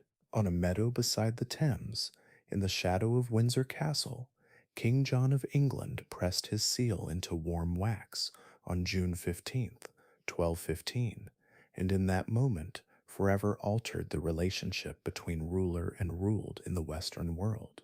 The parchment beneath his trembling hand was Magna Carta, the Great Charter, and its 63 clauses represented something unprecedented in European history, a formal limitation of royal power, imposed by armed rebellion and sanctified by law. When John agreed that no free man shall be seized or imprisoned except by the lawful judgment of his equals or by the law of the land, he was acknowledging a principle that would echo through the centuries, from the English Civil War to the American Revolution to the Universal Declaration of Human Rights. Yet Magna Carta was more than a constitutional milestone. It was a symptom of the broader transformation sweeping through European politics. The loose personal bonds of early feudalism were giving way to more sophisticated forms of government. Royal administrators were challenging baronial independence. Professional bureaucrats were replacing warrior nobles in positions of authority. The very nature of kingship was being redefined by monarchs who dreamed not of feudal lordship, but of sovereign power. This revolution in governance was playing out simultaneously across the continent, but nowhere more dramatically than in the three great powers that would dominate European politics for centuries to come: England, France, and the Holy Roman Empire. Each would follow a different path towards centralized authority. Each would face unique obstacles, and each would leave an indelible mark on the development of the modern state. The English transformation began with Henry II, who ascended the throne in 1154 with an inheritance that stretched from Scotland to the Pyrenees. The Angevin Empire that Henry ruled was a patchwork of territories bound together only by his personal authority. England conquered by his great-grandfather William, Normandy inherited from his mother, Anjou, from his father Aquitaine, through his marriage to Eleanor. It was an empire built on dynasticism rather than nationalism, on feudal accident rather than natural unity. Henry's genius lay in recognizing that such an unwieldy confederation could be governed only through systematic administrative innovation. Working with brilliant advisors like Thomas Becket, he created institutions that would outlast any individual ruler and function regardless of personal relationships or feudal loyalties. The judicial reforms Henry implemented transformed English law from a collection of local customs into a unified system administered by royal officials. The circuit judges who traveled throughout the realm carried with them not just royal authority, but standardized procedures that gradually created what lawyers called common law, law that was common to all free Englishmen, regardless of their local origins or feudal status. The implications were revolutionary. For the first time since the Roman Empire, ordinary people could appeal to universal legal principles that transcended the arbitrary will of local lords. The writs that Henry's chancellery produced, standardized legal documents that initiated court proceedings, made royal justice accessible to anyone who could pay the modest fees involved. The jury system that emerged from Anglo-Saxon traditions was refined and systematized, creating a method of determining facts that seemed more reliable than the ordeal by fire or combat that had previously characterized medieval justice. Yet Henry's greatest administrative innovation may have been the exchequer, the royal treasury that evolved into Europe's most sophisticated financial bureaucracy. The pipe rolls that recorded royal revenues and expenditures provided an unprecedented level of fiscal control, enabling the monarchy to predict income, plan expenditures, and hold local officials accountable for their financial administration. This bureaucratic revolution inevitably produced conflict with traditional authorities. The confrontation with Thomas Becket, who had transformed from royal chancellor into defender of ecclesiastical privilege, symbolized the broader struggle between royal administrative authority and established feudal and clerical immunities. When Henry's exasperated outburst, "Will no one rid me of this turbulent priest?" led to Becket's murder in Canterbury Cathedral, the king discovered that even the most sophisticated governmental machinery could not entirely escape the personal violent character of medieval politics. Henry's sons inherited his administrative innovations, but lacked his political judgment. Richard I spent only 6 months of his 10-year reign in England, treating his kingdom as a source of revenue for his crusading adventures rather than a realm to be governed. John's loss of Normandy, Anjou, and most other French territories to Philip Augustus represented not just military defeat, but the failure of the personal dynastic approach to empire building that had characterized early medieval kingship. John's domestic difficulties stemmed largely from his attempts to finance the recovery of his French territories through unprecedented taxation and administrative centralization. The barons who forced him to accept Magna Carta were not opposing royal government in principle, but demanding that it operate within legal constraints that protected their traditional rights and privileges. The charter they imposed was both conservative and revolutionary. Conservative in its defense of established feudal liberties, revolutionary in its assertion that even kings were subject to law. The famous Clause 39, guaranteeing legal due process, would be cited by English lawyers for centuries as the foundation of constitutional government. The equally important Clause 12, restricting the king's right to levy taxes without baronial consent, established the principle that would eventually lead to parliamentary control over royal finances. Magna Carta's long-term significance lay not in its immediate provisions, but in its establishment of constitutional monarchy as an English tradition. Future kings might ignore or circumvent the Charter's specific clauses, but they could never entirely escape the precedent that royal power was legally limited and that subjects possessed rights that even monarchs were bound to respect. While England was developing constitutional limitations on royal authority, France was pursuing the opposite path toward absolute monarchy. The Capetian dynasty that had ruled France since 987 had spent its first century merely trying to control the Isle de France around Paris. By 1200, however, the monarchy had begun the systematic expansion that would make France Europe's most powerful kingdom. Philip Augustus, who ruled from 1180 to 1223, was the architect of French royal resurgence. Unlike his English contemporary, Richard the Lionheart, Philip understood that effective kingship required patient attention to administrative detail rather than spectacular military adventures. His great achievement was not any single victory, but the methodical expansion of royal authority at the expense of his feudal vassals. The conquest of Normandy from John in 1204 demonstrated Philip's strategic brilliance.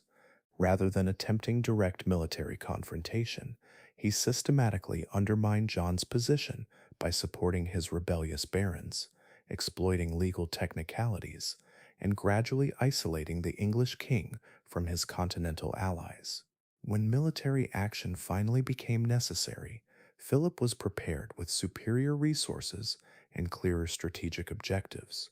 More importantly, Philip's administrative innovations enabled the monarchy to govern its expanded territories effectively.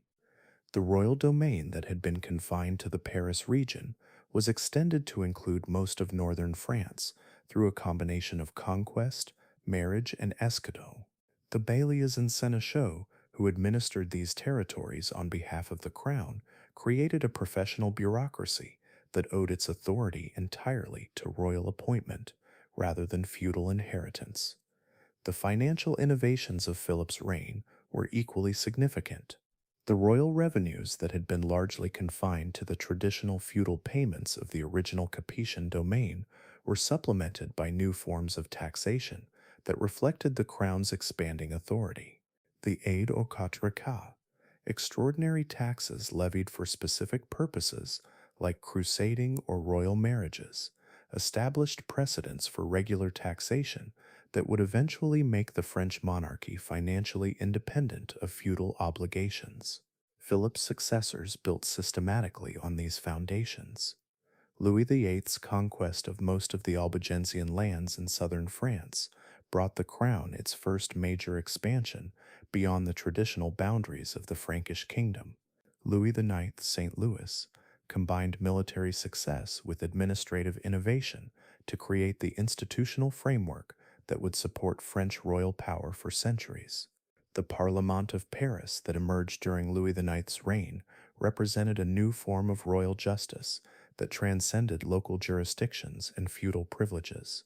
Unlike the English Parliament, which developed as a representative assembly that limited royal authority, the French Parlement was a royal court that extended monarchical power by providing appeals from local jurisdictions. The professional lawyers who staffed this institution owed their authority entirely to royal appointment and dedicated themselves to expanding royal jurisdiction at the expense of feudal and ecclesiastical courts. Louis IX's moral authority, he was canonized as a saint within 30 years of his death, provided crucial legitimacy for this expansion of royal power. His reputation for justice, piety, and personal holiness enabled the monarchy to present itself as the defender of divine order against feudal anarchy. The ideal of sacred kingship that Louis embodied would remain central to French royal ideology until the Revolution of 1789. The reign of Philip IV, Philip the Fair, marked the culmination of Capetian centralization and the beginning of conflicts that would dominate European politics for centuries. Philip's expansion of royal authority brought him into direct confrontation with the two great international powers of medieval Europe, the papacy and the Holy Roman Empire. The conflict with Pope Boniface VIII over the taxation of clergy revealed how far French royal authority had advanced since the days of Henry IV's submission at Canossa. When Boniface issued the bull Unam Sanctum, claiming papal supremacy over all temporal rulers, Philip responded by sending agents to kidnap the pope at Anagni. The shocking humiliation of the papal office, the slap of Anagni, demonstrated that even the most exalted spiritual authority could not effectively resist a determined and well-organized secular government. Philip's destruction of the Knights Templar provided an even more dramatic example of royal power unchecked by legal or moral constraints. The arrest of all Templars in France on Friday, October 13th, 1307, was carried out with military precision that would have been impossible without the administrative innovations of the preceding century.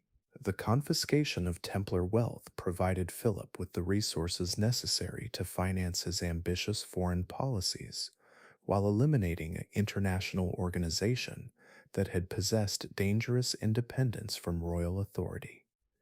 The ecclesiastical crisis that followed, the Babylonian captivity of the papacy at Avignon from 1309 to 1377, resulted directly from French royal pressure and marked the effective end of papal claims to temporal supremacy over secular rulers.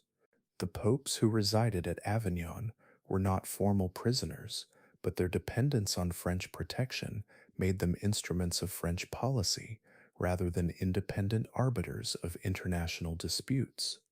While England developed constitutional monarchy and France pursued absolute monarchy, the Holy Roman Empire attempted something far more ambitious and ultimately impossible: the creation of a universal Christian monarchy that would unite all of Europe under a single crown.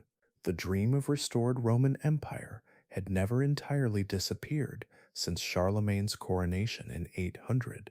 Otto I's revival of the imperial title in 962 represented the first systematic attempt to realize this vision, but the Ottonian, Salian, and early Hohenstaufen emperors had been forced to devote most of their attention to German affairs rather than universal monarchy. Frederick Barbarossa, who became emperor in 1152, was the first ruler with the resources and vision necessary to attempt genuine imperial hegemony over Western Europe. His Italian campaigns represented more than feudal expansion. They were systematic efforts to assert imperial authority over the papacy, the Byzantine Empire, and the emerging national monarchies that threatened German predominance. The conflict with the Lombard League demonstrated both the strengths and weaknesses of imperial policy.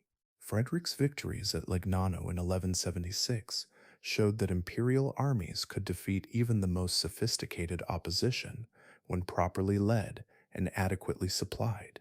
His subsequent diplomatic settlement with Alexander III revealed equally impressive political flexibility. The emperor was prepared to compromise with enemies when military victory proved impossible or excessively costly. Yet the Italian obsession that consumed Frederick and his successors ultimately proved destructive to German unity and imperial effectiveness. The resources devoted to Italian campaigns could have been used to consolidate royal authority within Germany itself, where feudal fragmentation was becoming increasingly problematic. The long absences of emperors pursuing Italian ambitions enabled German princes to establish regional autonomies that would eventually make effective imperial government impossible. Frederick II represented both the zenith and the nadir of medieval imperial ambition. Raised in Sicily as the ward of Pope Innocent III, educated in Arabic as well as Latin, familiar with Islamic and Byzantine political traditions, as well as Western feudalism, Frederick embodied the cosmopolitan ideal that had always been implicit in the imperial title. His intellectual achievements were remarkable by any standard. The court at Palermo became a center of learning that rivaled Paris or Oxford. Frederick's own scientific writings, particularly his treatise on falconry, demonstrated observational methods that anticipated the experimental approach of later centuries. His legal code for Sicily, the constitutions of Melfi, created administrative institutions that were centuries ahead of their time in their systematic rationality and bureaucratic sophistication. Yet Frederick's very brilliance made him dangerous to the established order of medieval Europe. His willingness to negotiate with Muslim rulers as equals horrified traditionalists who expected Christian emperors to treat Islam as an existential enemy. His scientific interests suggested heterodox religious views that scandalized Orthodox theologians. His administrative innovations threatened established privileges and traditional authorities throughout the empire. The conflict with Pope Gregory IX and his successors was therefore inevitable. When Gregory declared Frederick deposed and preached a crusade against him, the confrontation became a struggle for the soul of European civilization itself. Frederick represented the ideal of rational secular government based on Roman law and administrative efficiency. The papacy represented the traditional view that all temporal authority derived from spiritual sources and remained subject to ecclesiastical supervision. Frederick's ultimate defeat was less military than demographic and financial. The resources of Sicily and Germany, however efficiently administered, could not indefinitely sustain warfare against coalitions that included France, England, the Italian communes, and the international church. The Mongol invasions that devastated Eastern Europe during Frederick's reign diverted imperial attention and resources at the crucial moment when concentrated effort might have achieved decisive victory over papal opposition. The great interregnum that followed Frederick's death in 1250 marked the effective end of universal imperial ambitions. For 23 years, no emperor was recognized throughout the empire, and when Rudolf of Habsburg finally achieved election in 1273, it was as a German king rather than a universal monarch. The Holy Roman Empire would continue to exist until 1806, but it had become a German confederation rather than a European empire. By 1300, the political map of Europe had been fundamentally transformed. The universal authorities of the High Middle Ages, emperor and pope, had been replaced by national monarchies that acknowledged no superior jurisdiction within their territories. England had pioneered constitutional government that balanced royal authority with legal limitations. France had developed administrative monarchy that concentrated unprecedented power in royal hands. Germany had fragmented into a collection of principalities that would not achieve political unity until the 19th century. These political innovations had profound cultural and social implications. The growth of royal bureaucracies created new opportunities for educated men who lacked aristocratic birth, but possessed administrative skills. The development of national legal systems encouraged the growth of professional lawyers who would become increasingly important in European politics. The expansion of royal taxation required more sophisticated financial techniques that stimulated commercial development and banking innovation. Yet the triumph of national monarchy also created new sources of conflict that would dominate European politics for centuries. The territorial boundaries, established through military conquest and dynastic accident, bore little relationship to linguistic, cultural, or economic divisions. The English possessions in France, the German interests in Italy, the papal territories in central Italy, all of these created ongoing sources of international tension that would periodically explode into major warfare. Most ominously, the strengthening of royal authority was accompanied by the declining effectiveness of international institutions that had previously limited the scope of European conflicts.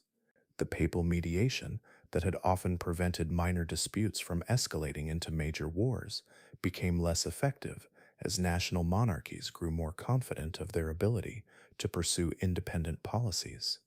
The imperial authority that had imposed some degree of unity on Central Europe disappeared entirely, leaving a power vacuum that would periodically tempt French expansion eastward. The Europe of 1300 was more prosperous, more sophisticated, and more efficiently governed than the Europe of 1000. It was also more dangerous, as the strengthened monarchies that had emerged from feudal fragmentation possessed both the motivation and the capacity for conflicts that would dwarf the localized violence of earlier centuries. The stage was set for the great catastrophes of the 14th century, the Hundred Years' War, the Black Death, the Great Schism, that would test whether the political and social institutions of the High Middle Ages could survive the challenges that their own success had created. In the autumn of 1347, 12 Genoese galleys limped into the harbor of Messina, their decks littered with the dead and dying, their surviving crew members covered in black boils that wept blood and pus. The horrified Sicilians who witnessed their arrival could not have imagined that these plague ships carried the seeds of a catastrophe that would kill one-third of Europe's population and shatter the confident civilization of the High Middle Ages forever. The Black Death that spread from those Sicilian ports across the entire continent represented more than demographic disaster. It was the herald of a century that would witness the collapse of medieval Europe's most cherished institutions and assumptions. Between 1300, the unified Christendom that had launched the Crusades would fragment into competing national churches. The feudal bonds that had provided social stability for centuries would dissolve under economic and military pressure. The papal monarchy that had claimed authority over kings and emperors would split into rival factions, each claiming to be the true successor of St. Peter. Yet from this apparent collapse would emerge the foundations of the modern world. The crisis of the 14th century forced Europeans to develop new forms of government, new economic relationships, new ways of understanding their place in creation itself. The Europe that entered the Renaissance bore little resemblance to the medieval world that had preceded it, but the transformation had been purchased at a price in human suffering that staggers the imagination. The century of crisis began not with plague, but with famine. The medieval warm period that had sustained population growth since 1000 was ending, replaced by cooler, wetter weather that reduced agricultural yields across the continent. The Great Famine of 1315 to 1322 provided a grim preview of what was to come, as millions starved in the first sustained demographic catastrophe Europe had experienced in 3 centuries. Contemporary chroniclers described scenes that seemed to come from the apocalypse itself. In Flanders, desperate parents sold their children into slavery for bread. In England, criminals were released from prison because there was no food to sustain them. In France, wolves grown bold from feeding on human corpses attacked travelers on roads that had once been safe. The theological implications were as disturbing as the physical suffering. If God protected those who served him faithfully, why were Christian lands experiencing divine wrath comparable to the plagues of Egypt? The famine years revealed the fragility of the economic and social systems that had sustained medieval Europe's expansion. The agricultural techniques that had supported steady population growth for 3 centuries proved inadequate when weather patterns changed.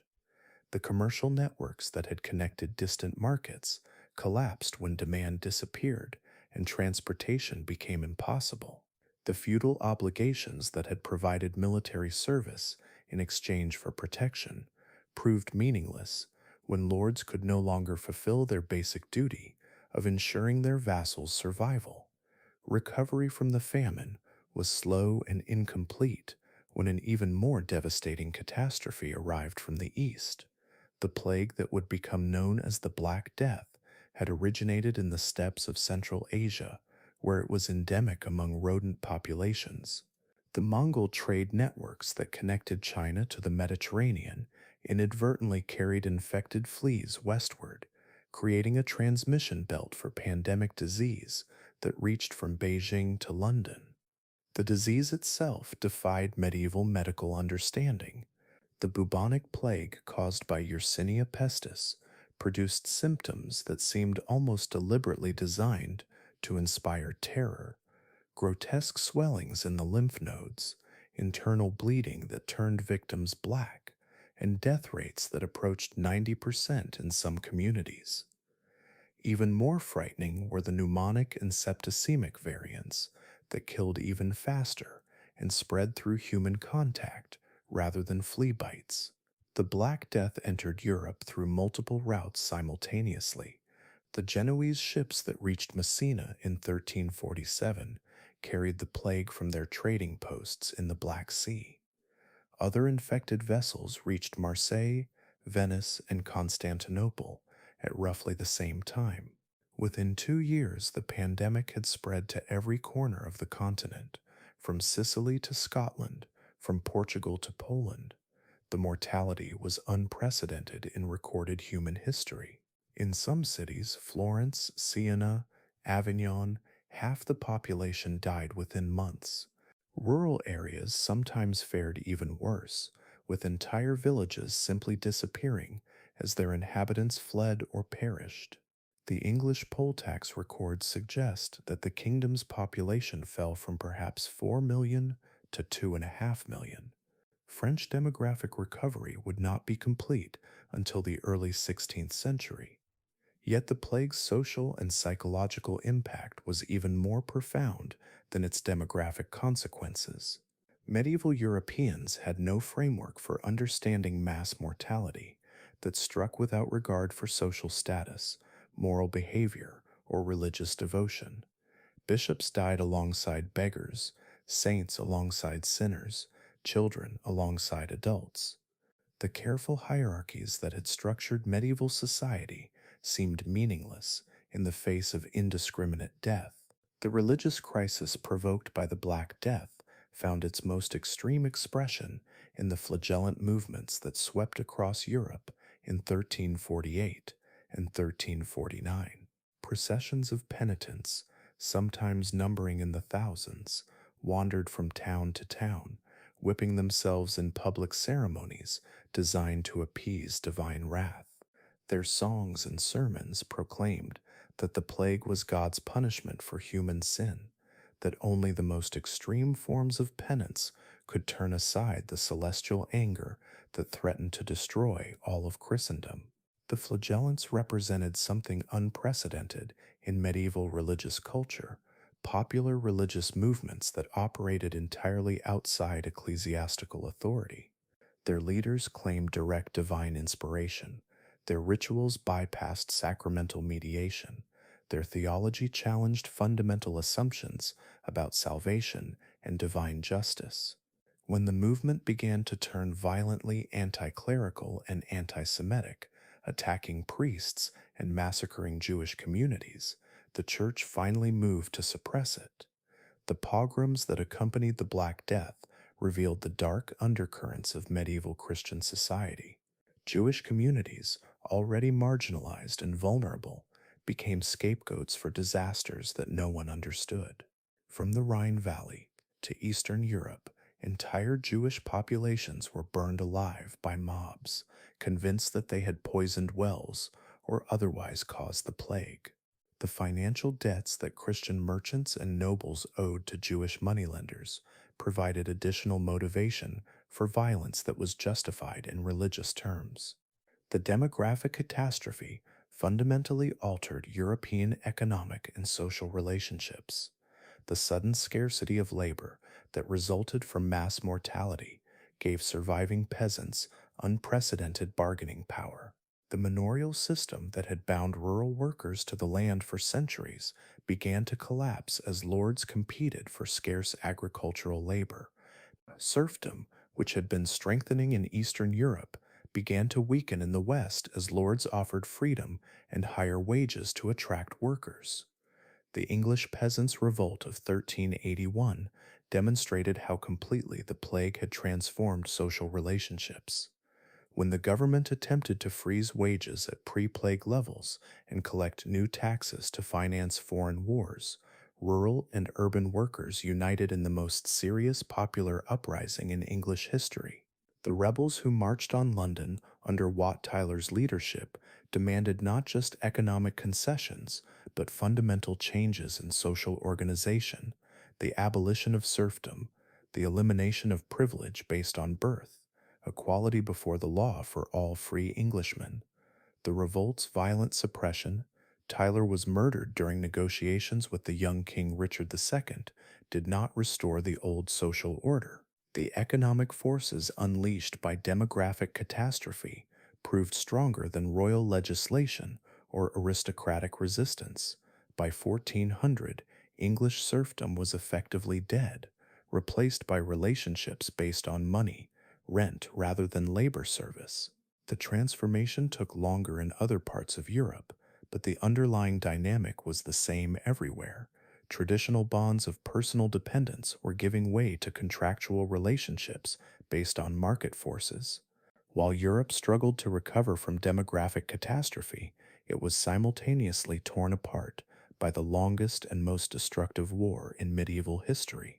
The Hundred Years' War between England and France, lasting from 1337 to 1453, began as a dynastic dispute but evolved into something far more significant, the first modern war between emerging nation-states. The immediate cause was the death of Charles IV of France in 1328 without male heirs. Edward III of England, grandson of Philip IV through his mother, claimed the French throne against Philip VI, who was only Charles's cousin, but undeniably male and French. The legal issues were complex, but the underlying problem was simpler. The English monarchy still controlled substantial French territories, Gascony, Poitou, the Channel Islands, that made it impossible for France to achieve the territorial unity that successful royal government required. The early phases of the war seemed to vindicate English military superiority. The battles of Crécy in 1346 and Poitiers in 1356 demonstrated that English longbowmen could destroy French heavy cavalry through massed archery fire. The capture of King John II at Poitiers was a humiliation from which French royal prestige never entirely recovered. The Treaty of Bretigny in 1360 left Edward III in control of roughly one-third of France in full sovereignty, a territorial concession that no French monarch could permanently accept. Yet English military success concealed fundamental strategic weaknesses. The territories that England controlled were either coastal enclaves dependent on naval communications or inland regions surrounded by hostile French populations. The English armies that won spectacular victories were too small to garrison the territories they conquered, too expensive to maintain indefinitely, and too dependent on individual military genius to survive changes in leadership. The French recovery under Charles V demonstrated the advantages of patient systematic warfare over spectacular but unsustainable military adventures. Rather than seeking decisive battles that might be lost catastrophically, Charles and his constable Bertrand du Guesclin adopted a strategy of gradual reconquest that avoided major engagements while steadily reducing English strongholds through siege warfare and guerrilla tactics. The transformation of military technology during the Hundred Years' War had implications that extended far beyond the specific Anglo-French conflict. The English longbow, capable of penetrating mail armor at ranges up to 200 yards, made traditional heavy cavalry charges suicidal. The early artillery used at Crécy and later conflicts, while militarily insignificant in the 14th century, pointed toward technological developments that would eventually make castle fortifications obsolete. More importantly, the financial demands of prolonged warfare forced both monarchies to develop new relationships with their subjects based on consent rather than obligation. The English Parliament's control over taxation established during Edward III's reign, created constitutional precedents that would eventually limit royal authority fundamentally. The French Estates General, summoned repeatedly to approve new taxes, developed institutional procedures that might have led to similar limitations on monarchical power if political circumstances had been different. The war's social consequences were equally profound. The destruction of the French countryside, systematically ravaged by English armies pursuing a strategy of economic warfare, reduced large regions to wasteland. The routiers and écorcheurs, mercenary companies that continued fighting for plunder when official campaigns ended, brought the violence of international war into local communities that had no involvement in the dynastic disputes that theoretically justified the destruction of their property and lives. The military revolution precipitated by the Hundred Years' War accelerated social changes that the Black Death had initiated. Traditional feudal military service, based on knights equipped at their own expense for brief campaigns, proved inadequate for wars that lasted decades and required sustained professional competence. The professional soldiers who replaced feudal levies owed loyalty to whoever paid their wages rather than to feudal superiors who could no longer provide effective military leadership. While England and France exhausted themselves in territorial warfare, the Catholic Church was simultaneously destroying its own unity and moral authority through the crisis known as the Great Schism. The papacy that had claimed authority over all temporal rulers in the High Middle Ages split into rival factions, each claiming to be the legitimate successor of St. Peter, each excommunicating the supporters of its competitors. The crisis began with the return of the papacy from Avignon to Rome in 1377, ending the Babylonian captivity that had subjected the papal office to French influence for nearly 70 years. Gregory XI's decision to restore the papal residence to its traditional location was popular among Romans and Italian Christians generally, but it created institutional problems that proved insoluble within existing canonical frameworks. The Roman cardinals who elected Urban VI in 1378 expected to choose a pope who would be grateful for their support and amenable to their advice. Instead, they found themselves confronting a reformer determined to eliminate the corruption and worldliness that had characterized the Avignon papacy. Urban's harsh criticism of ecclesiastical abuses alienated the very cardinals who had elected him, leading them to declare his election invalid and choose a rival pope. The result was unprecedented in Christian history. Two men simultaneously claiming to be the legitimate pope, each with substantial support among European Christians, each exercising apparent spiritual authority within their respective territories. Clement VII, based at Avignon, received recognition from France, Spain, and Scotland. Urban VI, residing in Rome, was acknowledged by England, Germany, and most of Italy. The geographical division reflected political loyalties more than theological convictions. Christians supported whichever papal claimant was recognized by their secular rulers. The canonical problem was insoluble because medieval church law provided no mechanism for resolving disputes between rival papal claimants when both had been elected according to proper procedures. Each pope excommunicated the supporters of his rival, creating the absurd situation where devout Christians were necessarily schismatic according to one or the other papal authority. The spiritual unity that had been the Church's greatest achievement since Constantine was shattered by institutional conflicts that seemed to have no resolution within existing legal frameworks. The conciliar movement that emerged in response to this crisis represented the most serious challenge to papal monarchy in Christian history. University theologians, drawing on Aristotelian political theory and canon law precedents, argued that the Church was a corporation in which ultimate authority resided in the community of believers rather than in any individual office holder. General councils representing the entire Church possessed authority superior to that of any pope, and could depose papal claimants who had forfeited their spiritual authority through schismatic behavior. The Council of Pisa in 1409 attempted to resolve the schism by deposing both existing papal claimants and electing a new pope acceptable to all Christians.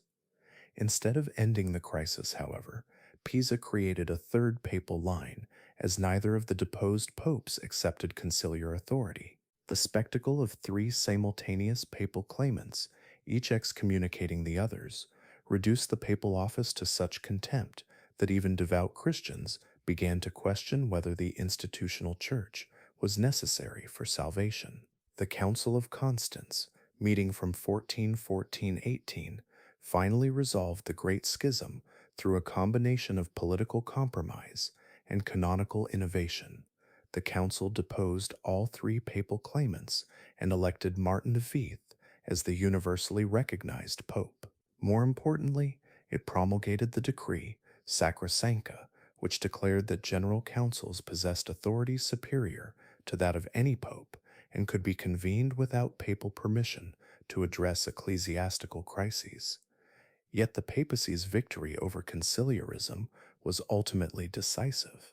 The popes who succeeded Martin V systematically undermined conciliar authority while rebuilding the papal monarchy on foundations that would prove more durable than the medieval system that had collapsed during the Great Schism.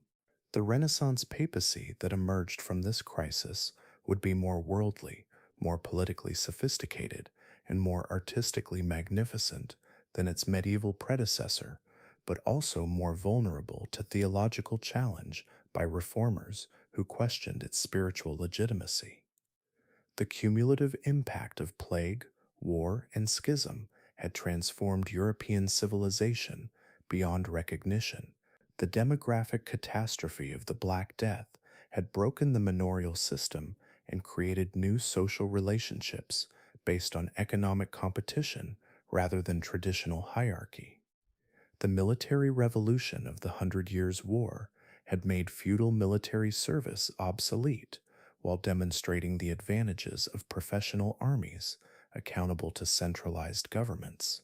The ecclesiastical crisis of the Great Schism had destroyed the medieval ideal of unified Christendom while creating space for new forms of religious expression. By 1400, the confident medieval synthesis that had created the Gothic cathedrals and scholastic philosophy was clearly ending.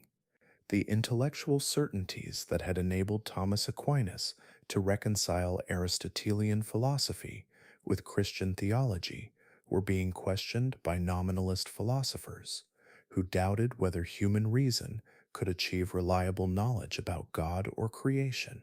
The social hierarchies that had seemed divinely ordained were being challenged by popular movements that demanded equality before the law and participation in political decision-making.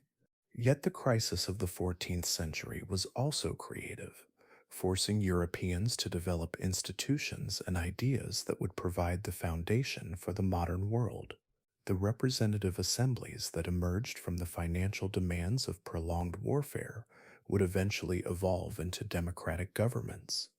The professional armies that replaced feudal levies would become the instrument through which centralized states imposed their authority over local jurisdictions. The vernacular literatures that flourished during this period of institutional collapse would provide the cultural foundation for emerging national identities. Most importantly, the human suffering of the 14th century generated new forms of religious expression that emphasized personal salvation rather than institutional mediation. The mystical movements that flourished during and after the Black Death, the Devotio Moderna in the Netherlands, the Brethren of the Common Life in Germany, the Lollards in England, all stressed direct relationship between the individual believer and God, bypassing the ecclesiastical hierarchy that had lost credibility during the Great Schism. The Europe that emerged from the crisis of the 14th century was more dangerous and more dynamic than the medieval world that had preceded it. The strengthened monarchies that survived the plague and wars possessed both the motivation and the capability for conflicts that would dwarf the localized violence of earlier centuries. The religious divisions that had been papered over by the resolution of the Great Schism would explode into the Protestant Reformation of the 16th century. The economic relationships that had emerged from demographic catastrophe would provide the foundation for commercial capitalism. As the 14th century ended, Europeans could look back on 100 years of unprecedented disaster, but also forward to unprecedented opportunity.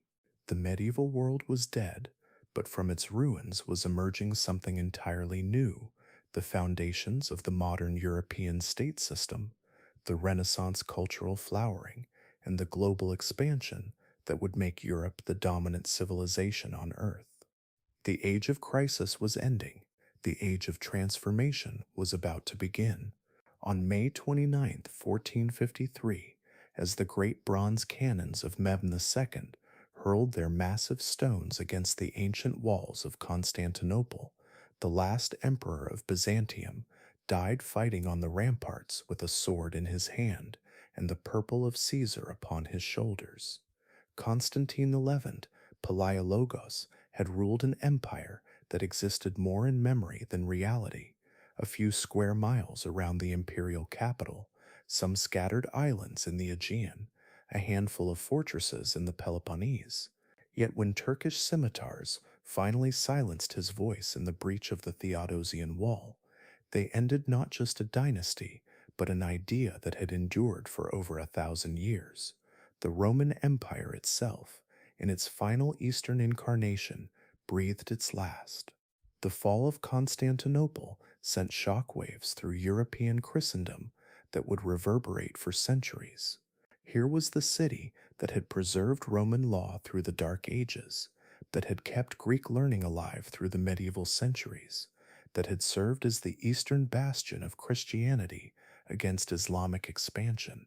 Its capture by the Ottoman Turks marked not just the end of the Byzantine Empire, but the closing of an entire age, the definitive transition from the medieval world to something unmistakably modern.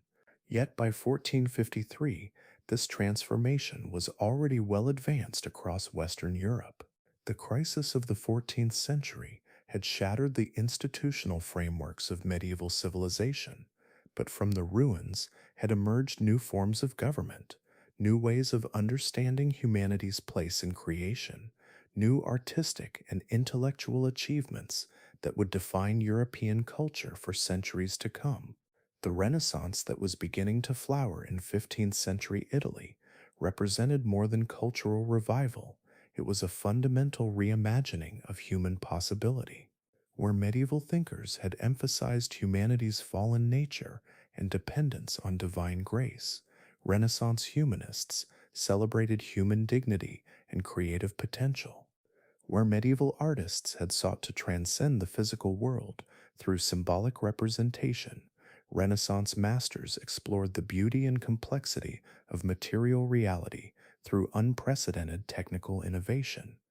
This transformation was most visible in the Italian city-states that had emerged as Europe's most dynamic political and cultural centers. The wealth generated by Mediterranean trade had enabled cities like Florence, Venice, and Milan to develop new forms of government based on commercial rather than feudal principles. The civic humanism that flourished in these urban republics created intellectual frameworks that would eventually challenge the hierarchical assumptions underlying medieval society. Florence under the Medici exemplified this new urban civilization. The banking fortune that Cosimo de' Medici had inherited from his father Giovanni enabled him to become the de facto ruler of the Florentine Republic while maintaining the fiction of republican government. His patronage of scholars, artists, and architects transformed Florence into the intellectual capital of Europe, attracting humanists like Marsilio Ficino and Pico della Mirandola, artists like Donatello and Brunelleschi, writers like Angelo Poliziano and Luigi Pulci. The Platonic Academy that Cosimo established at his villa outside Florence represented something unprecedented in medieval intellectual life, a community of scholars devoted to recovering and reinterpreting classical learning, not for theological purposes, but for its own sake. The humanists who gathered there were not primarily clerics, but lay intellectuals who believed that classical literature and philosophy could provide guidance for contemporary political and moral problems. This enthusiasm for classical antiquity reflected deeper changes in European intellectual culture. The scholastic philosophy that had dominated medieval universities was increasingly challenged by humanist scholars who preferred historical and philological study to logical analysis. The discovery of previously unknown classical texts, Tacitus's Germania, Quintilian's Institutio Oratoria, numerous Greek works previously known only through Arabic translations, provided new models for literary expression and political thought. The invention of printing with movable type around 1450 accelerated this intellectual transformation by making books cheaper and more widely available than ever before. Johannes Gutenberg's Bible, completed around 1455, demonstrated the new technology's potential for reproducing texts with unprecedented accuracy and efficiency. Within 50 years, printing presses were operating in every major European city, producing not just religious works, but classical authors, vernacular literature, and practical manuals that would have been impossibly expensive to reproduce through manuscript copying. The printing revolution had implications that extended far beyond intellectual culture. The standardization of texts that printing made possible encouraged the development of vernacular languages into sophisticated literary instruments. The availability of identical copies of the same work enabled scholarly communities to develop across geographical boundaries. Most importantly, the democratization of knowledge that printing represented would eventually challenge all forms of authority based on the control of information. Yet the Renaissance was not merely an intellectual movement, but a comprehensive cultural transformation that affected every aspect of European life. The artistic achievements of 15th century Italy established new standards of technical excellence and aesthetic sophistication that would influence European culture for centuries. Brunelleschi's dome for Florence Cathedral, completed in 1436, represented both an engineering triumph and an aesthetic revolution. The mathematical precision required to construct such a massive structure without external buttressing demonstrated that classical architectural principles could be recovered and adapted to contemporary needs. The dome's visual impact, its perfect proportions, its elegant silhouette, its seeming defiance of gravitational forces, announced that human creativity could rival the achievements of antiquity. The artistic innovations of the early Renaissance were equally revolutionary. Masaccio's frescoes in the Brancacci Chapel demonstrated that painting could achieve effects previously thought possible only in sculpture. His use of linear perspective, atmospheric modeling, and classical architectural settings created the illusion of three-dimensional space on flat surfaces. The emotional intensity of his figures, the grief of Adam and Eve expelled from Eden, the dignity of St. Peter healing the sick, invested religious subjects with psychological complexity that had been largely absent from medieval art. Donatello's sculptures pushed these innovations even further. His bronze David, completed around 1440, was the first freestanding nude sculpture since antiquity, representing the human body not as a source of shame, but as an object of beauty worthy of artistic celebration. His equestrian monument to the condottiere Gattamelata in Padua revived the classical tradition of heroic portraiture while creating a new model for secular commemoration. These artistic achievements reflected broader changes in European society and values. The patronage that made Renaissance art possible came primarily from merchants, bankers, and secular rulers, rather than the church, which had dominated medieval artistic production. The subjects that artists chose to represent increasingly included classical mythology, contemporary history, and idealized portraits of living individuals, rather than the exclusively religious themes that had characterized medieval art. The political implications of Renaissance culture were equally significant. The civic humanism that developed in the Italian republics created new theories of government based on classical models rather than medieval precedents. Thinkers like Leonardo Bruni and Coluccio Salutati argued that active participation in political life was not only compatible with virtue, but necessary for human flourishing. This represented a fundamental challenge to medieval assumptions about the superiority of contemplative over active life. The revival of classical political theory had practical consequences throughout 15th century Europe. The monarchies that had emerged from the crisis of the 14th century increasingly justified their authority through appeals to Roman law and classical political philosophy rather than feudal custom or divine right.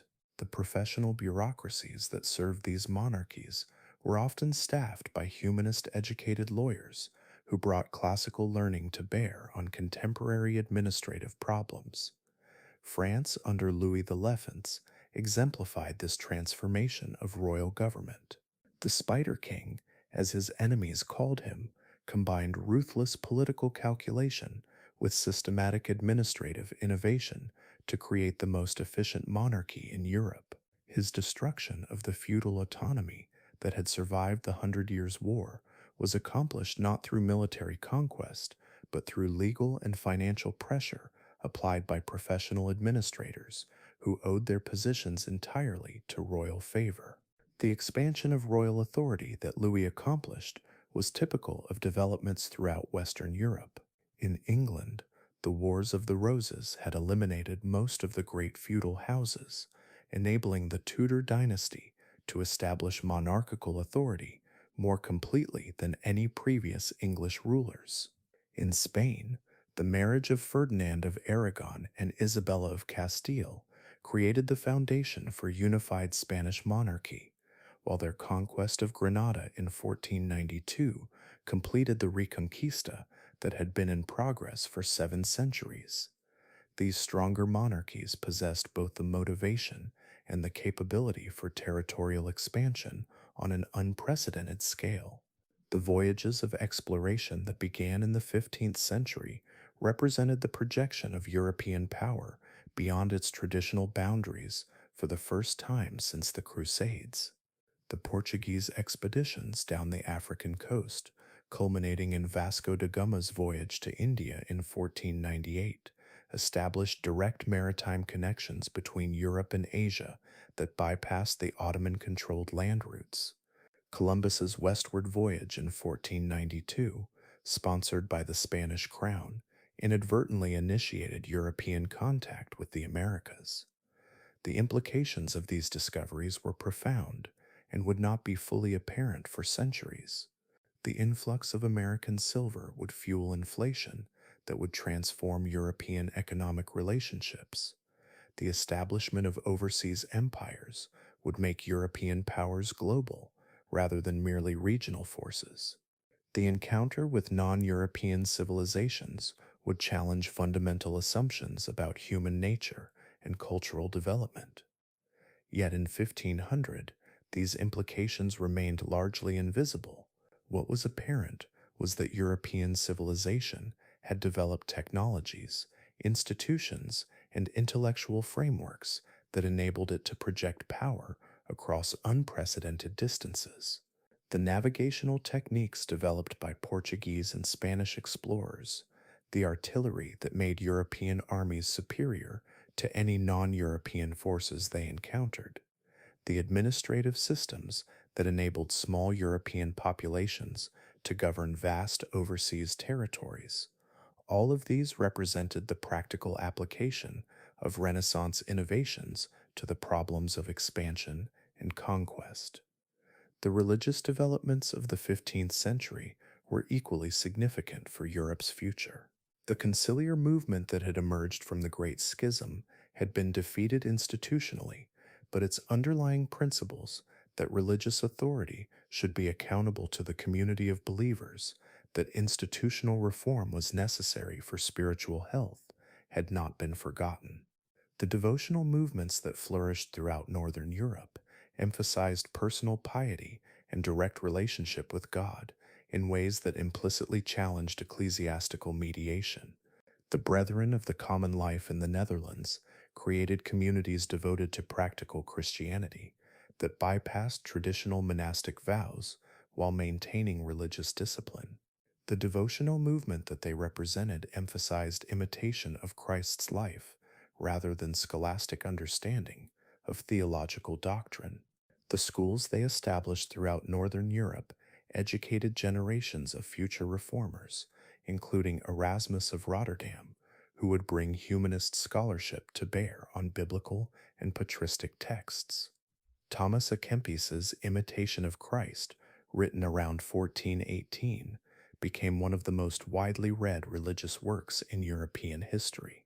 Its emphasis on interior spirituality rather than external observances, its suspicion of worldly learning, its focus on personal transformation rather than institutional reform, all of these themes would become central to the Protestant Reformation of the following century. The humanist movement that had begun in Italy was simultaneously transforming biblical scholarship in ways that would have profound theological implications. Lorenzo Valla's demonstration that the donation of Constantine was a medieval forgery challenged papal claims to temporal authority based on supposed imperial grants. His linguistic analysis of the Vulgate Bible revealed numerous translation errors that called into question the textual foundations of medieval theology. Johannes Reuchlin's Hebrew studies in Germany and Guillaume Boudet's Greek scholarship in France represented the extension of humanist philological methods to biblical texts. The Complutensian Polyglot Bible, published in Spain between 1514 and 1517, provided parallel texts in Hebrew, Greek, and Latin that enabled scholars to compare different versions and identify textual variations that had accumulated over centuries of manuscript transmission. These scholarly developments were creating the intellectual foundations for religious reform, but in 1500, few observers expected that challenge to come through popular rebellion rather than scholarly consensus. The institutional church had recovered much of its prestige and authority following the resolution of the Great Schism. The Renaissance popes, particularly Sixtus IV and Julius II, had restored papal prestige through magnificent artistic patronage and successful territorial expansion in central Italy. Yet this apparent institutional health concealed spiritual problems that would soon explode into the Protestant Reformation. The worldliness that characterized the Renaissance papacy scandalized many Christians who expected spiritual leadership from their ecclesiastical superiors. The financial innovations that the Church had developed to fund artistic projects and territorial expansion, particularly the sale of indulgences, seemed to reduce salvation to a commercial transaction. And most importantly, the printing press was making religious knowledge accessible to lay Christians who could read vernacular translations of biblical and devotional texts without clerical mediation. The same technological innovation that was spreading Renaissance culture throughout Europe was also creating the conditions for religious revolution by democratizing access to the sources of Christian faith.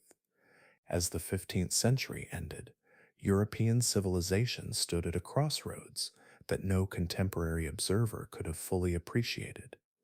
The medieval world that had been created through the synthesis of classical, Germanic, and Christian traditions was clearly ending. The Renaissance culture that was replacing it emphasized human dignity, individual achievement, and creative innovation in ways that would have seemed blasphemous to medieval theologians. The political innovations of the late medieval period had created stronger, more efficient governments capable of mobilizing unprecedented resources for war and exploration.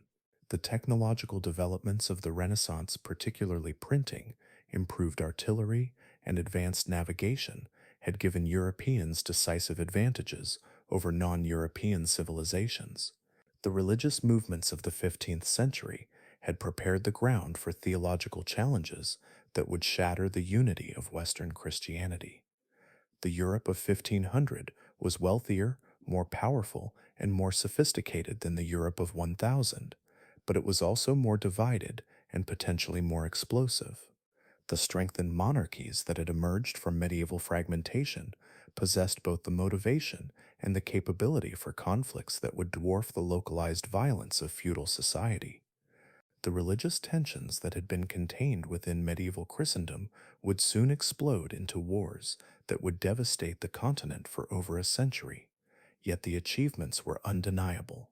The artistic masterpieces of the Renaissance, the philosophical insights of humanist scholars, the technological innovations that would enable global exploration, the institutional developments that would provide the foundation for modern government, all of these represented the culmination of medieval Europe's thousand-year evolution from the ruins of Rome. As Columbus returned from his first voyage to the Americas in 1493, as Vasco da Gama rounded the Cape of Good Hope in 1498, as Leonardo da Vinci filled his notebooks with designs for flying machines and military engines, medieval Europe was transforming itself into something entirely new, the civilization that would dominate the world for the next 4 centuries. The medieval age was ending not with collapse but with transformation, not with failure but with unprecedented success. The Europe that entered the 16th century bore the genetic code of its medieval predecessor, but was evolving into something that would have astonished Charlemagne, amazed Thomas Aquinas, and perhaps horrified the authors of those chronicles who had recorded the simple faith and violent certainties of an age that was passing forever into history. The thousand-year story of medieval Europe was complete. The modern world was about to begin,